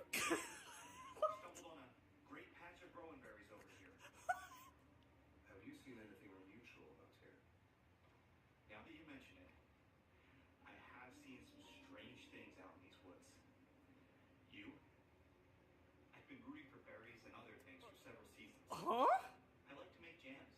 I sell them in town. Bring you some. Maybe you and your family would like that. You should keep moving. You're on my property. If this isn't written by an AI, I don't know what is. Guess I'll just be on my way. Goodbye, Berry Man. Okay. Berry NPC. So, and the tweet itself said, Silent Hill Ascension is absolutely written by AI, and I cannot be convinced otherwise. A random NPC pops in and declares he's berry hunting, says he's seen weird shit, does not expound on it, provides no information, leaves for more berries. Goodbye forever, Berry Man. Continue talking, Dave. I'm gonna read through this too. So it's one of those things that again, the only way it makes sense that the developers literally have no way how this is going to end is either one, they're lying, which is what I presumed, is that they're fucking lying in order to build a hype around this shit, or two, a situation like this makes perfect sense. Go ahead, have an AI go ahead, write and react to how everyone is fucking handling this game. Even if we're going under the pretense that it's a situation where not everything is 100% written by the AI. There's no way this game isn't to some degree not written by AI. It has to be. And again, there's so much heinous shit with this game, between being a pay-to-win movie. Like, that still fucking boggles my mind. This is basically an interactive, like a fucking what was fucking goddamn, what's the name of those goddamn games? The Man of Medan and the Ashes and whatever. Why am And I would have thought of fucking- it every. Hold on. The Dark Picture Yeah, Anthology. There we go. Yeah. Yeah. It's literally a pay-to-win version of that, and where you're buying votes. I suppose it's symbolic of the U.S. court system and the U.S. election cycle, but it's just one of those fascinating things that everything about this game is just pure bullshit cash grab, the most disgusting ass wiping of the Silent Hill IP. Like, we all joked about Silent Hill becoming just pachinko game fodder. This is worse. This is the peak bottom of the fucking barrel of everything heinous and soulless. To summon the spirit of friend of the podcast Kyle, the most soulless fucking thing that you could do with Silent Hill. Yep. And it's fucking wild. Also, not technically a news story, but shout out to Blooper Team, who put out an announcement saying, "Hey, we're still working on shit. Okay, thanks, bye. It's fine. Don't worry." In regards to the Silent Hill 2 remake, which a lot of people are like, well, that's an interesting thing to feel like you need to announce, that everything is still going fine, trust us. Yeah. So, well, that's gonna be separate. Let's talk about that separately. Well, that's all there is to that, well, unless you had a follow-up thought. Yeah. So they did claim that they use that for scripting. I could see that. A lot of this just comes off weird. The only way I'd say it, and the only reason why I would like to take developers at their word, is because, like, I feel like if this was the perfect time to out it, and it's like, at this point your game's already getting bombed enough, who cares at this point, right? It's like, if you use it, say, yeah, we use some AI for certain scripting areas, that's fine. Like whatever. Like, it's not good, but like, at least you owned up to it and said it, and you should have said it to begin with, probably, but whatever. But like, if you deny it, that's gonna just fuck your studio to oblivion, I think. And if it's caught that it somehow is, even though you said it wasn't. It's unfortunate that that's the quality of writing. Even, let's say it's not AI, it's like that's the quality of the writing, which is, Well, I mean, I don't know what's worse, the fact that it's AI or the fact that that's just genuinely the quality of the writing. I don't know which one I'd rather it be. right. Oh well. But yeah, so in terms of Silent Hill 2, they did have to make, because I saw Kel's actually post on this too. That they made a post because they've been getting bombarded so much with news about it, and there's like, hey, we're not the ones doing the news. We can't do news. Go talk to Konami. And it felt weird they had to make that. It feels a little ham-fisted, and then and like a little passive aggressive a little bit, right? Where they're like, hey, go talk to them, not us. It's going fine, which is fair. So am I worried about Silent Hill 2? No. I mean, I'm not worried about Silent Hill 2 any more than I would have been initially when this first got announced. I have the exact same Fair. concerns. There's nothing new, nothing new, nothing old. It's just like all the exact same things. I'm only it just goes back to Konami being Konami. I think Konami is showing their cards at how much they're just milking this series. I still believe Bloober's going to give it their all, and hopefully that's a solid all. I think it's not as love and nurturing of a revitalization than it seemed at the gate. Because when everything Silent Hill got revised, when we first started man, I lost my voice talking about Alan Wake. That's how much I love it. When it first started getting talked about, again, revitalized with all these, like, with Silent Hill F and 2 and Ascension and all that stuff, it felt like, oh, they care about it. We're gonna bring it back in a big way. They just showing slowly that it's not that case. It's just Konami wants to make some money. And they're gonna use the brand, and if they happen to make quality of it, cool. If they don't, whatever money's made, money made. I think that's kind of what the gist of Konami's involvement is. They don't.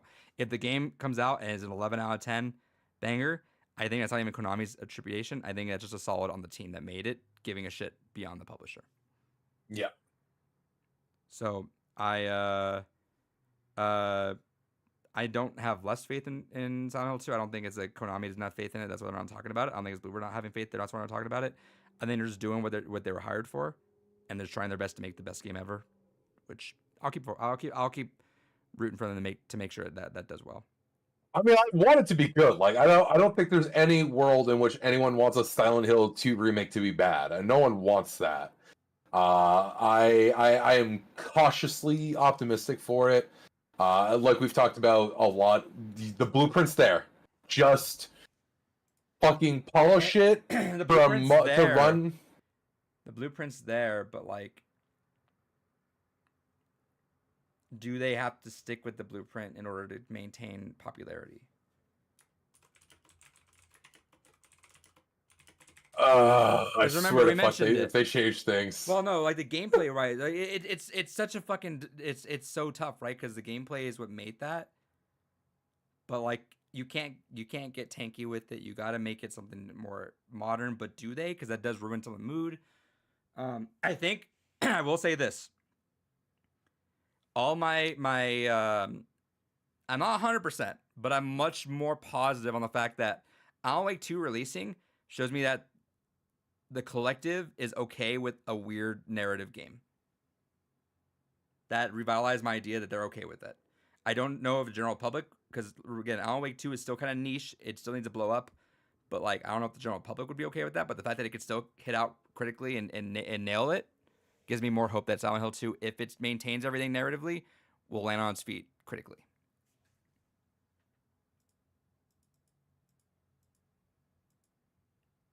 Anyway. I'm hopeful. No, I get it. Like, I get what you're saying, and I agree with you. And again, it also makes me fucking nervous for the other Silent Hill projects because there's two other ones we still haven't seen hide nor hair of since the event. There was that one that almost looked like an indie game Like that a was like with Telltale the game. radio. Yeah. And then and then there's there's F, which is going to be the big entry, which all they need to do genuinely, because here's the thing. People love Silent Hill, and Silent Hill had some duds when it left.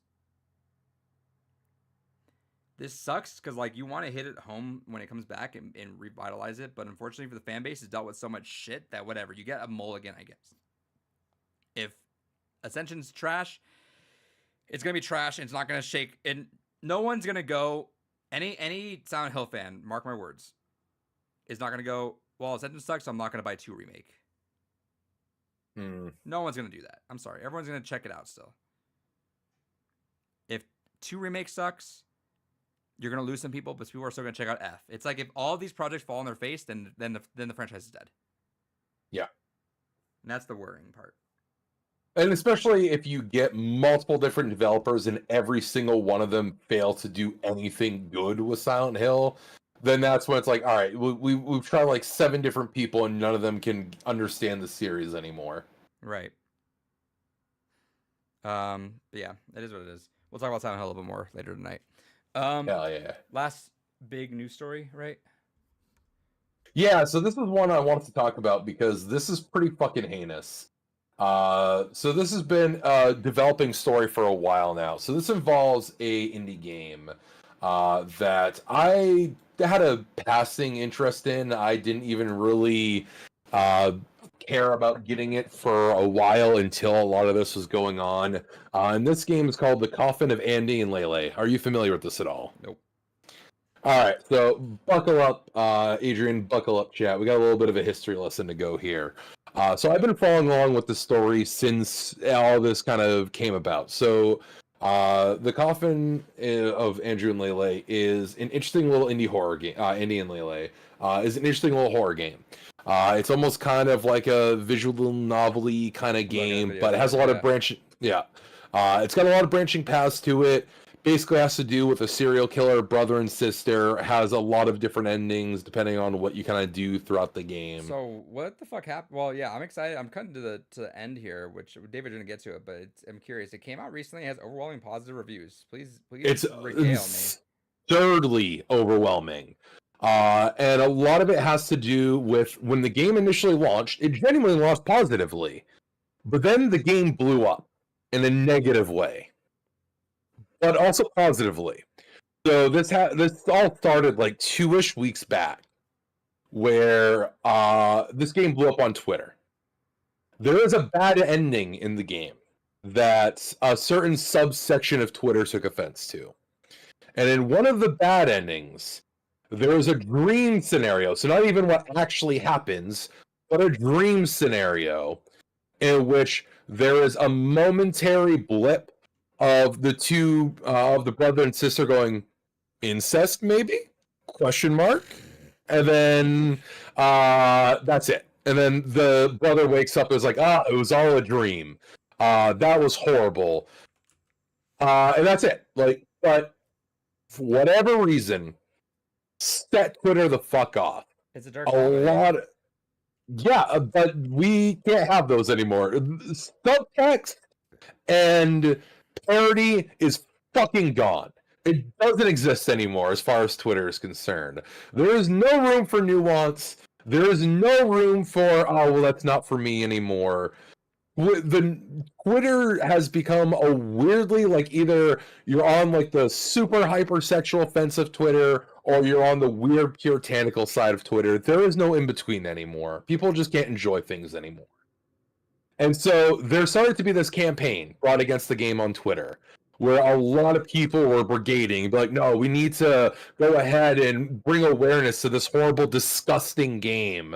It has incest in it. It's horrible. No one was complaining about any other themes in this game. No one was complaining about the cannibalism. No one was complaining about the serial murdering. No one was complaining about literally any of the other themes in this game. The dream in one of the bad endings about incest, maybe? Fucking set everyone aflame. The developer, go ahead. No, keep going. The developer was based, however, and fucking trolled the shit out of everyone. Every so often, they would just go ahead and make new art and be like, haters gonna hate. And basically just making little memes like that of just the two main characters of the game holding up signs like, people can't be wrong, and basically showing the Steam reviews. You're like, oh, I guess this game's fucking horrible, and just fucking trolling back. Very harmless, nothing beyond that. Just because this was basically made by one person that then got a publisher involved to help out with some other things. But she was a one-person production behind this.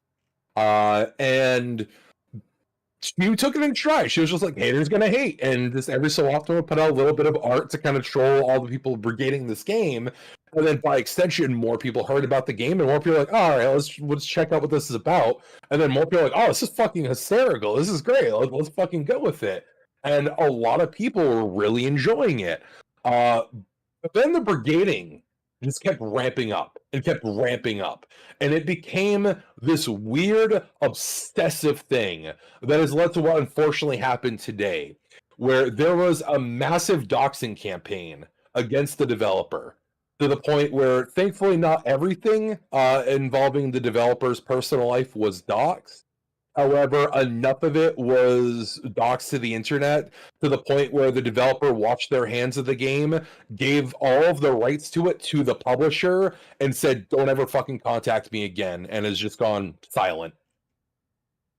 They have outright left the internet because of all these weirdos fucking trying to dox someone over making a fucking dark comedy humor fucking game.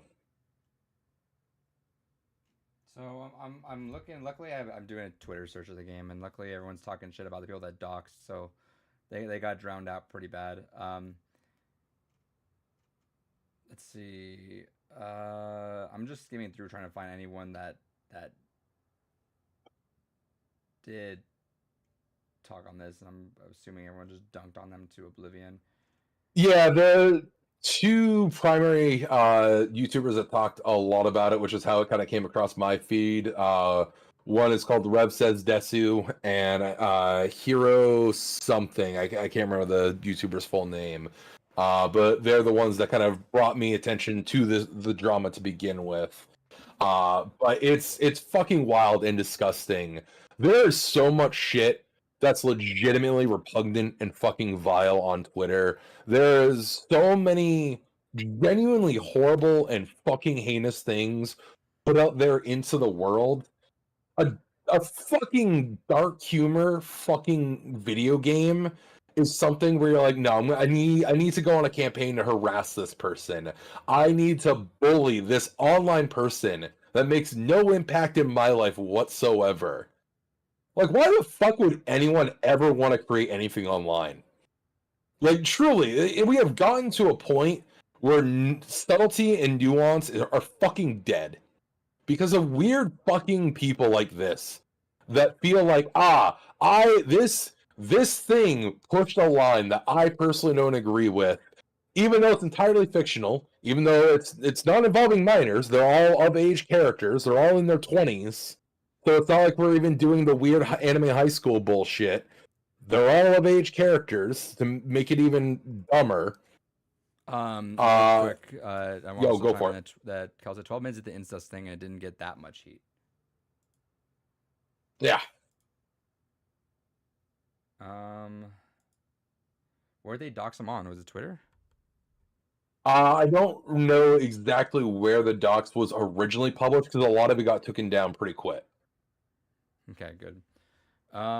But it basically is just one of those things where I'm fucking flabbergasted. Like, just the wildest shit. Like, absolutely fucking what makes someone think that it's like that's an appropriate response to that? Like, what the actual fuck? Well, I'm gonna grab the game now. Yeah, like I was on the fence about getting it before. Like, I thought the developer was hilarious with the Bants going ahead and doing it. And again, it was one woman that made this game. You wanna see which- you see what the top comment or the top review is? No. My brother gifted me this game. Hell yeah. Second top one is I assure you, dear player, the scene of Andrew groping his sister's ass is absolutely crucial to the plot. One says the mom's hot. My sister's been Ted giving me some Kaczynski strange was right. looks. Yeah, my sister's been giving me some weird looks after she saw me playing this game. Yeah, so this goes back to something I my own thing, and I teach this to my students a lot actually. Which one you read? The Resident Evil one. Say again. Oh, the Resident Evil meme. I didn't see it. Andrew, you must bang your sister to continue the family lineage. You must hurry. Ashley's menopause is already kicking in. I teach this to my students because it's genuinely something I feel like I've learned a lot in life. You got to pick your battles, and you got to pick the ones to die on the hill on. Oh, man. If you die on the hill for every little thing that upsets you, even remotely, you are gonna be laughed at, and no one's gonna take anything of substance from what you're saying.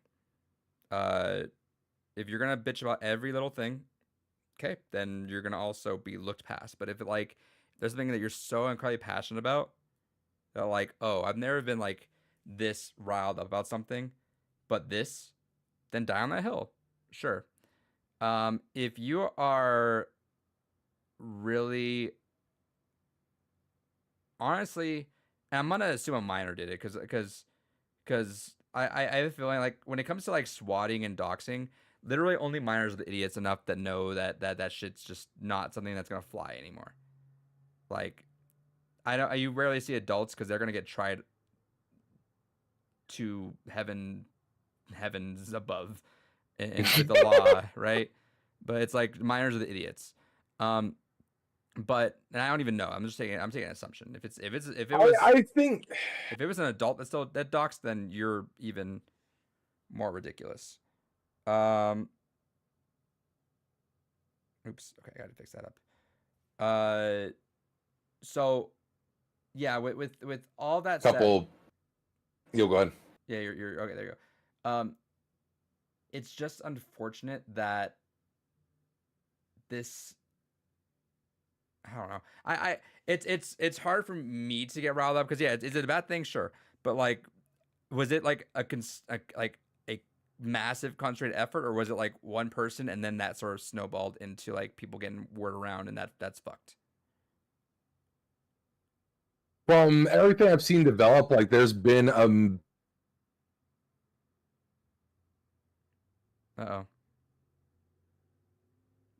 We lost David again. Big rest in peace. I'll keep speaking on that. Oh, there you am I are. back? Yeah. Yeah. Is it a wire that's like loose or one of your wires fucked? No, I think what it is that I have a Cisco switch box behind me. I think what's happening is the Cisco switch is connected to my Ubiquiti Dream Machine Pro SE downstairs. I think that the Cisco switch is not properly set up in a bridging mode, and so what's happening occasionally is that it's getting the IP address and everything else that it should be rerouting through it from the Dream Machine, but because it's not properly set up, and I think the Cisco equivalent is called like trunking or something like that. I don't know. Networking is still I don't something know a that fucking is. word you're saying. I'm just gonna hope that you figured it out. TLDR is it's something I got to troubleshoot over the weekend. Fair. But it's one of those things where it's working. It's just there's a setting I think I need to still tweak in the Cisco switch. Fair enough. Go off with your thought. So two kind of final thoughts on that front is that one, from following the story for as long as I have, there's definitely been like a subgroup of individuals on Twitter that started all this. I don't know if it was just one person that finally went ahead and did that and was like, I'll get all the docs and all that, or if it was like a group effort for it. But I know that it has been a very loud but vocal minority group on Twitter that has been this. So it hasn't just been like one or two individuals. There's been a handful of players involved in this. And that's going to lead to the second thing that I was going to mention, which was kind of where I was going. Because I've talked to a lot of people about this, including my Gen Z boss. Which is there's like this weird counterculture movement within Gen Z that's been a lot of notice has been taken from it, where they're not one, and there's been also like weirdly a lot of market research put into it, and the studies been coming out about that, where Gen Z just doesn't want any sex or romance content. Like I think it was something like 60% or more of Gen Z are looking more for strictly platonic storytelling experiences and have a strong aversion to anything, even if it's more of a non-sexual romance. They don't have an interest in it. They just want like strictly platonic storytelling. And there's this weird kind of juxtaposition where it's also extending into very black and white portrayals of morality, where there's very much, if it's not within that level of morality, that it's all bad and must be annihilated at once. And I'm struggling with what I want to say because it's there's a lot of context to what I'm about to say, but I'm gonna remove that context to make it okay to say. Yeah. I'm gonna try to be as vague but get to the point as possible. Does bad shit happen to people often? Yes. Yeah. I believe the internet has created this culture of wanting to be that despaired. So, Mm. and I would tell you off air, but I can't say this. Yeah, Um, certainly. Yeah, obviously. But there's an instance, I can say it very vaguely, and that's fine. There's an instance where I overheard something being said that was extreme by the verbiage, but when the topic was approached, it was actually something very light. And let me see if I can. We're talking like this person maybe do stuff against my will, and that's what they would say. And then you're like, wait, what does that mean? They kept making me go to the theater every time I didn't want to. Hmm. And it's like that culture of wanting to say the extreme thing to feel like that's the place to belong now is because like those people that hurt get attention because welcome to social media, that it's a suction of bad shit really like compared to like people talk about their peaks, right? But people want to like feel, well, if I say this, it gets a reaction, but also like I feel connected with everyone if I say I was told to do stuff against my will. Where, I mean, technically, are they wrong? No. But like, that is not what you say for that because that is a quick way to deem yourself not a reliable person to hear about that kind of stuff. Does that make sense? Yes. And I feel like the internet culture that we're leaning into is really yearning for that.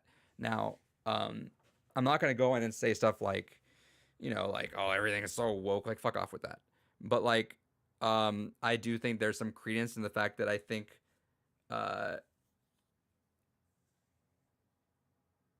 there's just something, and I've really it's funny because like I think about it every now and then. It's like I want to do my PhD, but I want to go into some study of this kind of stuff because like it's so fascinating to me, and I feel like just on a basic level without even getting into the sciences, I feel like I've got a lot of this shit like just understood. But like it's so baffling to me, just kind of like the errors of the internet that we've grown up with, right? Hmm. How they've really affected us inherently, right? Like us growing up in the Wild West of the internet made who we are. Yeah. Really, like we're kind of like that honestly is fair to say. like we're kind of like thick-skinned, but also like it took us a while to empathize. Hmm.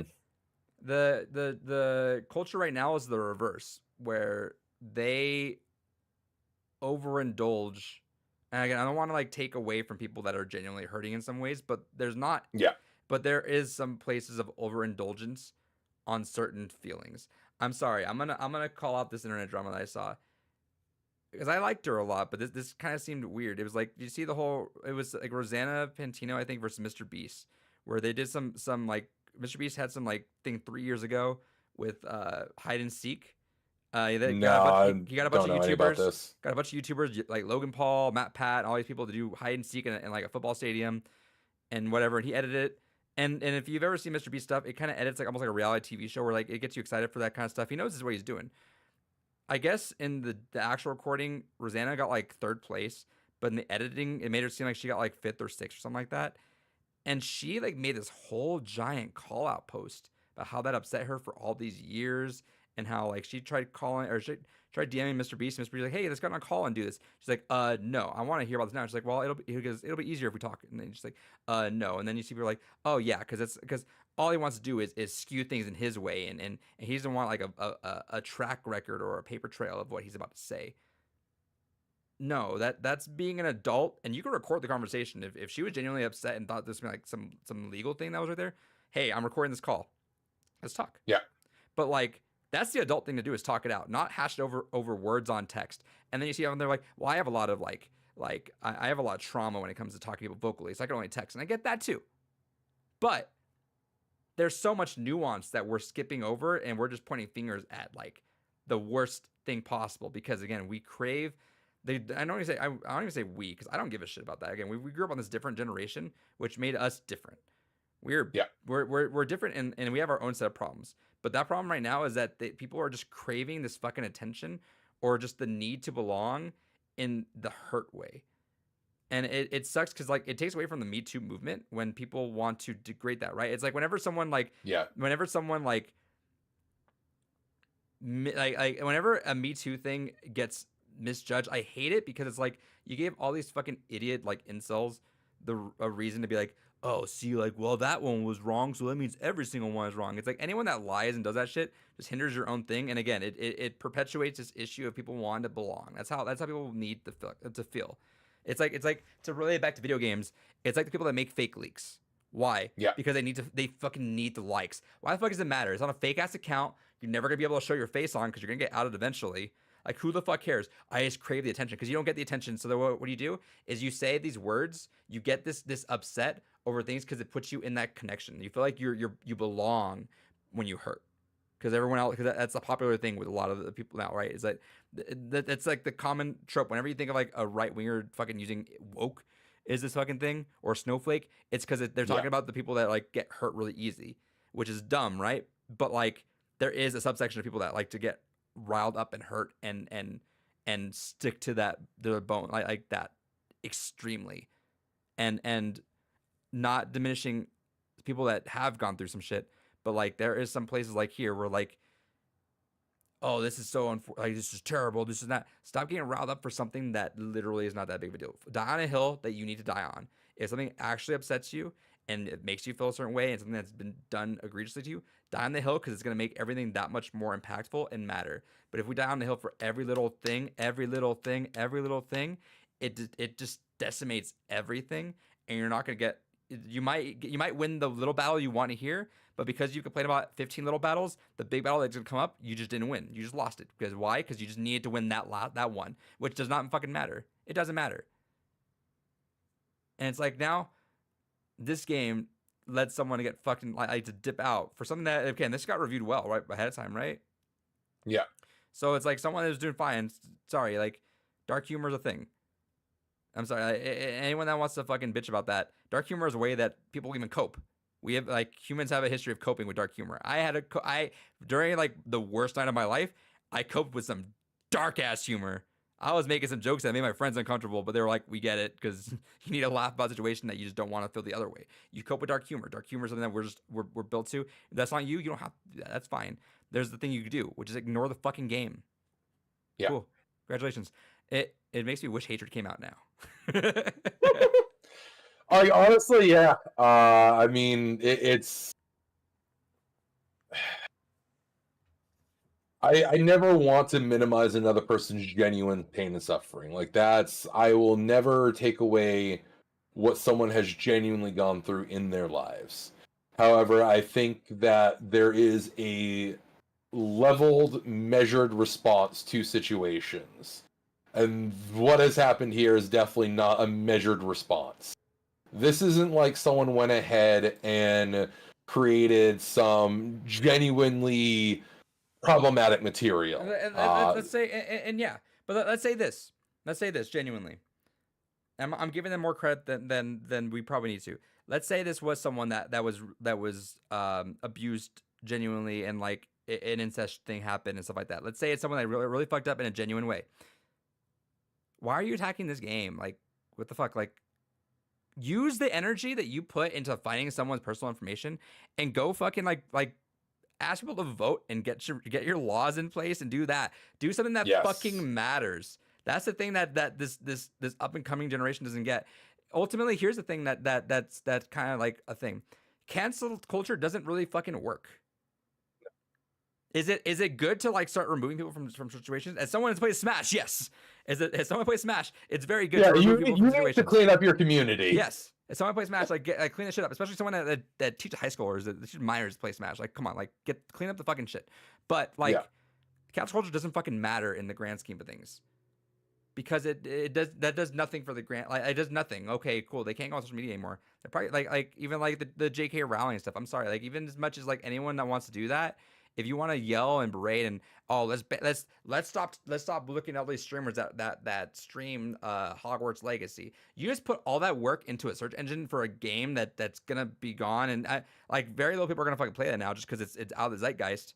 But like you put all that effort into that, maybe actually like put some effort into like doing like that kind of like good work for your community, stuff like that. Like raise the shit there rather than spend all this time on the internet because that's what you were raised on. Break out the fucking mold. Take your friends that helped you go do that. Go outside. Go actually produce some change that's gonna actually matter. Because guess what? Yeah. You could do all that shit all day. The election is next year. Guess what? Shit from 2016 is looking very likely again. Yeah. And you've done nothing. Then bitch and whine and moan on the internet, which has raised the stakes for that side to get there. And I'm not even gonna talk shit on that side. Like that side, whatever. Like there's some stuff on both ends. But like I'm talking directly to the people that did this, which I know it is. That there's no I want to make a joke. I mean, there's no lie where the southern the southern crew is mad at incest thing in the game, right? But we're I guarantee you it's on a side that gets upset very easily, which is usually the left side. Let's just be real with that. Yeah. And granted, the right side gets very upset at people being upset. So fuck it off. And take that back. But like this comes from that side, I'm sure. Go produce fucking change that matters because you can whine and bitch and moan. Congratulations. You got someone to leave the game. The game's still up. The game's getting more sales. Congratulations. Game's getting more sales for something you didn't want, you didn't like. Game's gonna get more sales. Rightfully so. Now nothing changed. Now you're gonna get caught because let's see if you can manage to dodge everyone because doxing is a real crime. Congratulations, you're getting on that. You can spend all that time you spent there actually doing something that fucking matters because Lord helps me. I feel like you're probably not a Trump supporter and you just did nothing in terms of that side, which could have helped a lot more. Like truly, it's like these people don't remember what the Streisand effect is, which is the wildest fucking thing. Right. It's And exactly. like this game probably wouldn't have this game probably still would have had a following, but this would have been very much like a little indie cult classic. If none of this had happened, probably no one would really be talking about this game. Like it would be something where maybe 2-3 years from now, like some YouTubers like, I went looking for the most obscure fucking game I could find and I found this weird little indie gem here. You should check it out. And then the game would blow up a little bit and that would be it. You wouldn't have bought it. Would never heard about this game. I'm probably gonna buy it just because shout outs. If it's a good game, it's a good game. Congratulations. And that's again and I think you honestly hit the biggest nail on the head of like you have all this energy, you have all this passion to fucking want to do air quotes good in the world, actually do fucking good in the world. Like all you have done is basically cause a poor woman to go into hiding because why? Also I can't help but laugh at the irony of how and again it is usually all that category of individual that be like protect women, you know, and all that when you just made a woman developer fucking disappear from the internet. Congratulations. And even worse is when you show your hand that much, and again, assuming they're on that side, which I feel like is a pretty safe guess. When you show your hand that bad, it makes people what? Go like, I'm gonna go on that side. Yeah. Right? Congratulations, you have now encapsulated with what boomers wrongly refer to as woke culture. Yeah. And you've given them a reason to now hate quote unquote woke culture. When you could have done something actually that mattered, that's not going to get you in trouble because that's going to fuck you up pretty bad. So it's a waste of time. The psychology of the youth now is so interesting to me. It's so fucking interesting to me. And that's why it's like I love teaching. It's where I'm at. It's like I almost wonder if I should do psychology, but like I'm gonna have to be a psychologist for more kids. I guess like my net's broadened by teaching this instead. I guess, right? Like I make my bigger differences versus like a psychologist that focus on one at a time. I'd make more money that way too. So who knows? It's something I'm passionate about, this kind of stuff, and call it spade a spade. Like if I saw that, so in Albuquerque, we had some 14-year-old idiot start shooting inside of a mall, and took off. No one was hurt or killed, but I got it. It was on the Albuquerque subreddit, I think, where people were talking about that, and there are people talking about like how, oh, like, you know, the fact that everyone said which is ill will on this kid and saying I wish he shot his dick off, that you're perpetuating the bullying that does this. I'm like, no, call it spade a spade. If a kid's an idiot and does something stupid, they should know you're an idiot and did something stupid. Like, I'm sorry. Yeah. The coddling thing is also reversed. Like, there's too many people that coddle the fuck out of people these days. I'm the mental health, like I will advocate the fuck out of it for it. But if you do something stupid or if you don't follow up on things, like I'm gonna berate you. Like you need to you need to understand that when things are bad, because guess what? The internet will coddle the fuck out of you, and that doesn't work. Yeah. Again, not to like berate, not to like talk down that side, because our issue is that no one empathized with us. Yeah. No one said, And hey, we've almost over course corrected. yeah, we're like, okay, well, we watched like all the like gore videos and got desensitized and like talk shit. You know, and, we're like, we're we were in high school, like, oh, let's go watch the latest bum fights and kind of see what's happened right. there. And like we're talking like people were like racist and telling you to like go. The term is Minecraft yourself. Yeah, and game yourself. Yeah, and like and that was something that was like, okay, whatever, we grew up. But then like I think to a fault, when it comes to a point where it's like, yeah, some of the words that we used were fucked up, and like it's hard for some of our subsection to like shake that off. We're talking from experience, like even like our own friend group, like it took a while for like that kind of stuff to shake off, and it's not even fully shaken off. That made it harder for us to understand that half of it too. So it's like we have our own issues. The internet is such a fucking wild beast of a influence on a person's emotional well-being, that it's fascinating to see, but like it's also a little disheartening to see as well. And we're not blind to it either. We've honestly called ourselves out on it multiple times on this podcast, that there's a lot of words we both have used in our past that we definitely don't use anymore. And that was just one of those things where it doesn't make it right necessarily, but those were the times. Like, I mean, like if I go back and like watch like a movie, like I take comedians out of it, because I'm sorry, the comedian's supposed to be offensive. So like whenever someone's like, oh, this comedian, it's like, okay, congratulations, you fell into their hole. But like we're talking like mainstream stuff, like I get thrown off whenever I hear like the F slur just thrown out there. I'm like, Jesus Christ, I forgot that like it was just like casual, everyone just dropped it like that, and like that was just normal. Like what the fuck, like we're not even talking like extremely long ago. Like we're talking like even mid 2010s. Like that was yeah, that was where it was starting to peter out a bit. and we're still like kind of out there. Like I don't like retarded being saying, especially with like the teaching in special ed too. And my kids use, I'm like, different word, y'all, like different word, like that kind of stuff. Is it on egregious level? Like as much as like, I don't know, like it's not, but like it's something I would like to like still hearken and hold off to. And like using gay is like that's gay. It's like we can move past that. But like even like that, like a lot of like I shouldn't say a lot of, but there's like some YouTubers that I watch that still will just drop that word, and it's like it's like, and it's not gonna be bad. But again, battles to die on the hill for. I will make my subtle changes and help the way I can in trying to stop that word being used. And I'm like, fuck it, like the kids curse all day. I don't give a shit. And I've had teachers complain vocally throughout the school, like how some teachers are too okay with that. I'm like, whatever. But like I will stop on certain words and like cut that out, which they know that they stop in their tracks like a deer. Like, oh, you let me say you let me say like I'll bang his mom, but you didn't let me say that. I'm like, I don't give a shit about that, whatever. But like, don't use that word. Yeah, go bang his mom. Who cares about that? But yeah, I said suck my dick to them. I'm like, I don't care. It's 2023. Do whatever you want. as long as you both consent, who cares? But no, like I'll try to stop that, which they'll respect, because it's like if I because that's a hill I'll die on in my classroom, and they'll like, oh, okay, Yeah, because you can't die on every hill. You're gonna be energy tapped, and no one's gonna give a shit about any hill of yours then. Shout outs to them. They're gonna get another sale. I hope that maybe in time that I feel like that's a solid move to do, is just disconnect from the internet. Catch yourself early, and if that happens, disconnect. Don't even like bother, like dip out for a year or two, even like 5. Come back in later on when the whole thing is passed. It looks like it's already passing. Like everyone's on your side.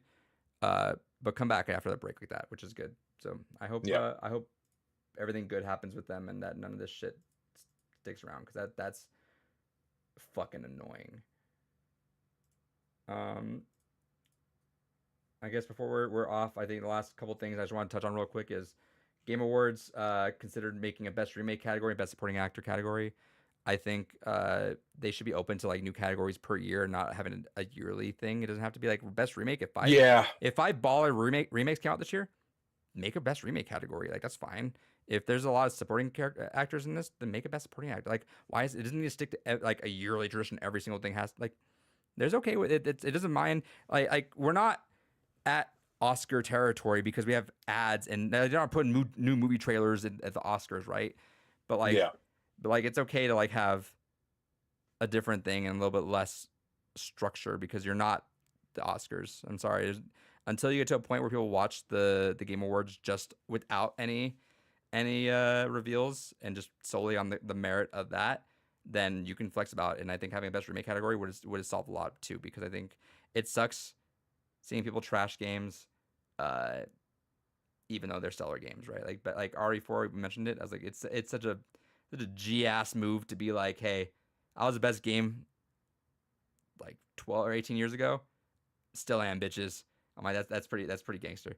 But like, people talk shit on it now. I'm like, don't talk shit about that. But like, it would have been solid if they just made the best remake category. Shove it in there, cool. Because Dead Space is in there too. Hell yeah. And then whatever. But that'd be cool. I think Game Awards should consider that for sure. Yeah, I think it makes the most sense, especially because of the fact that the gaming landscape does, more so than movies, change every fucking year. Where this, honestly, 2023 was a year of fucking remakes, partly because Nintendo finally putting the last bastions of everything it had that was worthwhile from prior consoles on Switch. And part of it also just being a matter of the fact that a lot of games have been in development for so long, and especially because of how long development cycles are, shit just coincidentally ends up the way they do sometimes. And I think the only things that should be guaranteed is obviously Game of the Year, Best Voice Actor, Actress, etc. Narrative, Narrative. subgenre is fine, but like you can flex around and do some different levels. Even subgenres, I'd be okay not entirely doing, just because I mean, what was it like Sports and last racing year? game, it's always weird because it's like, okay, what? So why is it best sports and racing? It doesn't make sense. The people making like Forza aren't like, oh man, we gotta compete against Madden this year. Like that doesn't fucking make sense. Yeah, not to mention, I mean, there's some years where there's like no fighting games, but we always got to have that category every year. It's like, yeah, it doesn't really make sense to do it this year. Just Because what was it last so year? I don't even remember what the fuck it was last year. I think maybe King of what was the Fighters. best one? Was it King of Fighters? I think maybe. Let's see.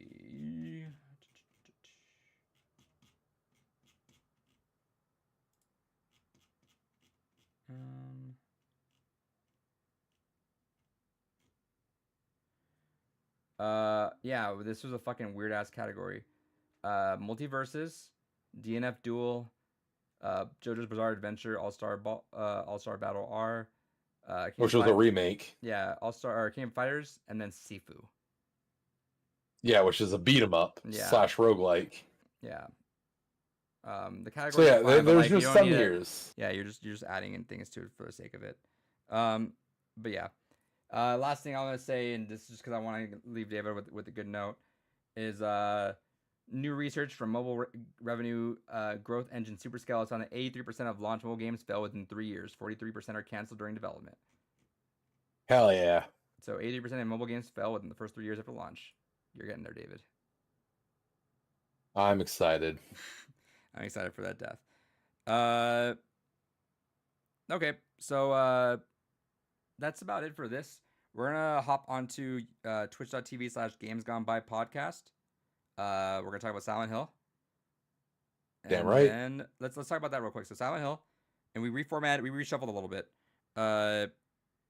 So we're doing Silent Hill today. Her story is still gonna be mid-December. Okay, so we are still doing that one mid-December. Yeah, because I'm gonna play it anyway because I'm gonna use it for my students as a lesson before we're out for the semester.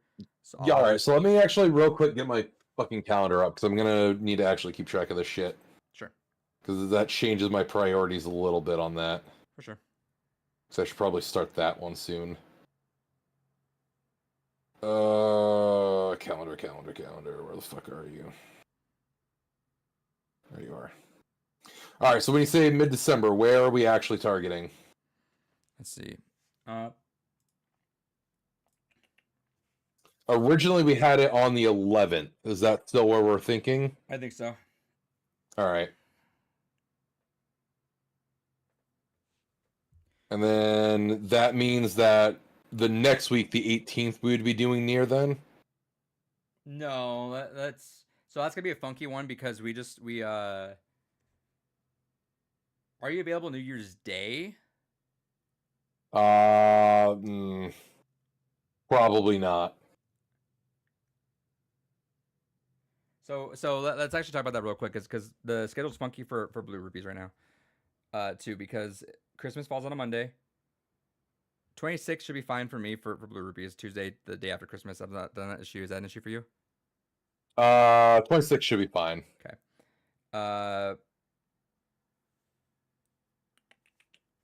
Let's see. What's January looking like? How about this? We either, if you for sure can't do the New Year's Day, right? Yeah, I definitely won't be able to. I'll have things with the partner going on. Okay, beginner's guide's only an hour and a half, right? Is that gonna be an issue for you still? Like is that gonna be? No, if that's only an hour and a half. No, it's just I have to time it right.